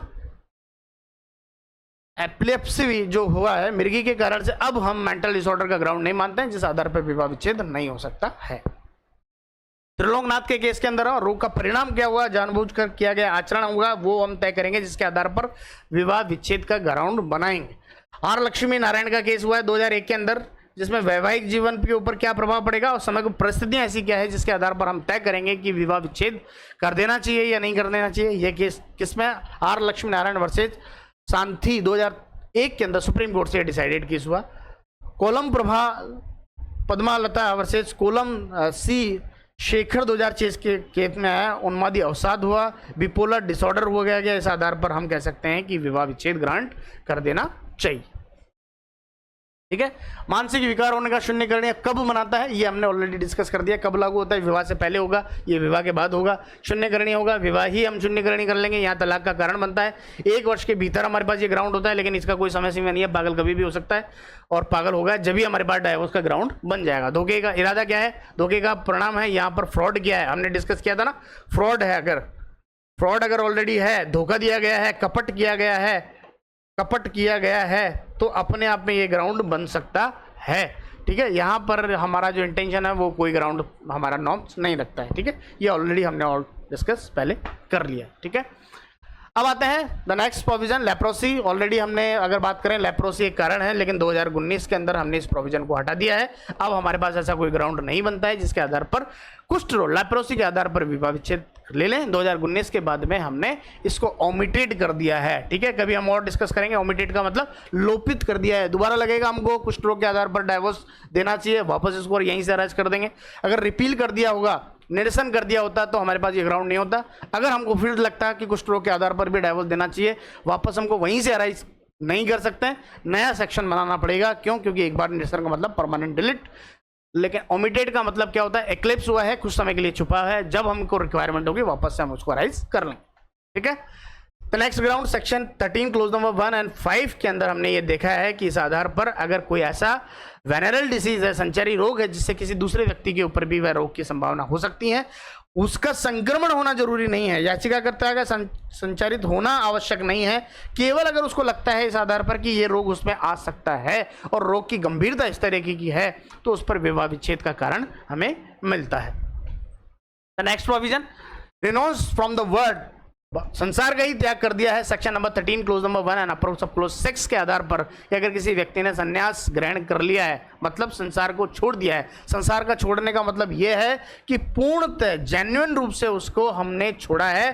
केवल मंदिर में जाना या केवल गेरुए या ऐसे कपड़े पहन लेना कि जो जिससे हमको लगे कि हम तो साधु बन गए, संत बन गए हैं, ठीक है, तो इसके अंदर नहीं आएगा कि हम ये कह दें कि अब हम मॉन्क या सन हो गए हैं। ठीक है, बहुत से साधु आते हैं जो आपको अलग अलग प्रवचन देते हैं, अलग अलग कपड़े जो एक साधु के रूप के अंदर जो वस्त्र आते हैं उनके आधार पर पहनते हैं। मंदिर में पूजा पाठ करने वाले जो होते हैं वो भी इस तरह के वस्त्र धारण करते हैं, साधु बन जाते हैं, लेकिन उनका मतलब ये नहीं है कि वो संन्यास ग्रहण कर लिया। ठीक है, संन्यास ग्रहण का मतलब है पूर्णतः परित्याग, सभी चीज़ों को त्याग दिया है। ठीक है, उन आधार पर हम कहेंगे कि यह विवाह विच्छेद का एक कारण बन सकता है। ठीक है, धार्मिक आदेश में प्रवेश करके संसार का परित्याग करना। दूसरी बात मठ का, पहली बात तो गृह त्याग और किसी मठ को ज्वाइन करना। मठ मतलब जो इसका एक विचारधारा है, आइडियोलॉजी को, एक आइडियोलॉजी को एक्सेप्ट करना, उसके आधार पर हम कह सकते हैं कि उसने संन्यास ग्रहण कर लिया है। The next provision, the last provision, according to section number 13, clause number 1 and upper sub clause number 7, presumption of death, civil death के आधार पर अगर कोई व्यक्ति 7 साल से लापता है, 7 या अधिक वर्षों की अवधि से उस व्यक्ति का द्वारा जीवित होने की कोई सूचना नहीं मिली है, तो इस आधार पर हम कह सकते हैं कि विवाह विच्छेद हुआ है। एविडेंस एक्ट कहता है 108 के आधार पर सिविल डेथ इसको हम कह सकते हैं, जिसके आधार पर हम कह सकते हैं कि अगर 7 साल से कोई व्यक्ति नहीं मिला है तो अब उसका मिलना संभव नहीं है। उस व्यक्ति के साथ अब डाइवोर्स की डिग्री या डिसोल्यूशन ऑफ मैरिज की डिग्री जारी कर देनी चाहिए, जो सेक्शन नंबर 13 क्लोज नंबर 1 के अंदर हमें जब हमने स्टार्ट किया था तभी उसको पढ़ा था कि हम इस आधार पर विवाह विच्छेद कर सकते हैं। आई होप आपको यहाँ तक समझ में आया होगा। अब शायद हमारा जो लेक्चर है वो बड़ा हो जाएगा, इसलिए हम इसको यहीं ड्रॉप करते हैं। तो तब तक के लिए thank you so much all of you. आप जुड़े रहिए इससे। आगे के जो सेक्शंस हैं, जो हमारे अब सेक्शन नंबर 13(1)(a) पढ़ेंगे हम, जो 2 प्रोविज़न हमें जुडिशियल सेपरेशन और कॉन्जुगल राइट्स की डिग्री जारी करने के बाद में 1 साल का जो टाइम मिलता है, उसके आधार पर हम देखेंगे कि डाइवोर्स के ग्राउंड कैसे बनते हैं। सेक्शन 13(b) का एक ग्राउंड है, वो भी हमें दिखता है। कुछ स्पेशल प्रोविजन जो सेक्शन नंबर 13 क्लोज नंबर 2 के अंदर केवल वाइफ को या एक फीमेल को ही वो ग्राउंड, जो 4 ग्राउंड दिए गए हैं, उनको भी हम पढ़ेंगे। इसको पढ़ने के बाद में हमारे जो डाइवोर्स के जो ग्राउंड्स हैं, प्रोविजंस हैं, उसको हम खत्म कर लेंगे। बाकी जो नेक्स्ट के लेक्चर्स हैं वो कंटिन्यू रहेंगे। तब तक के लिए thank you so much all of you. Have a great day.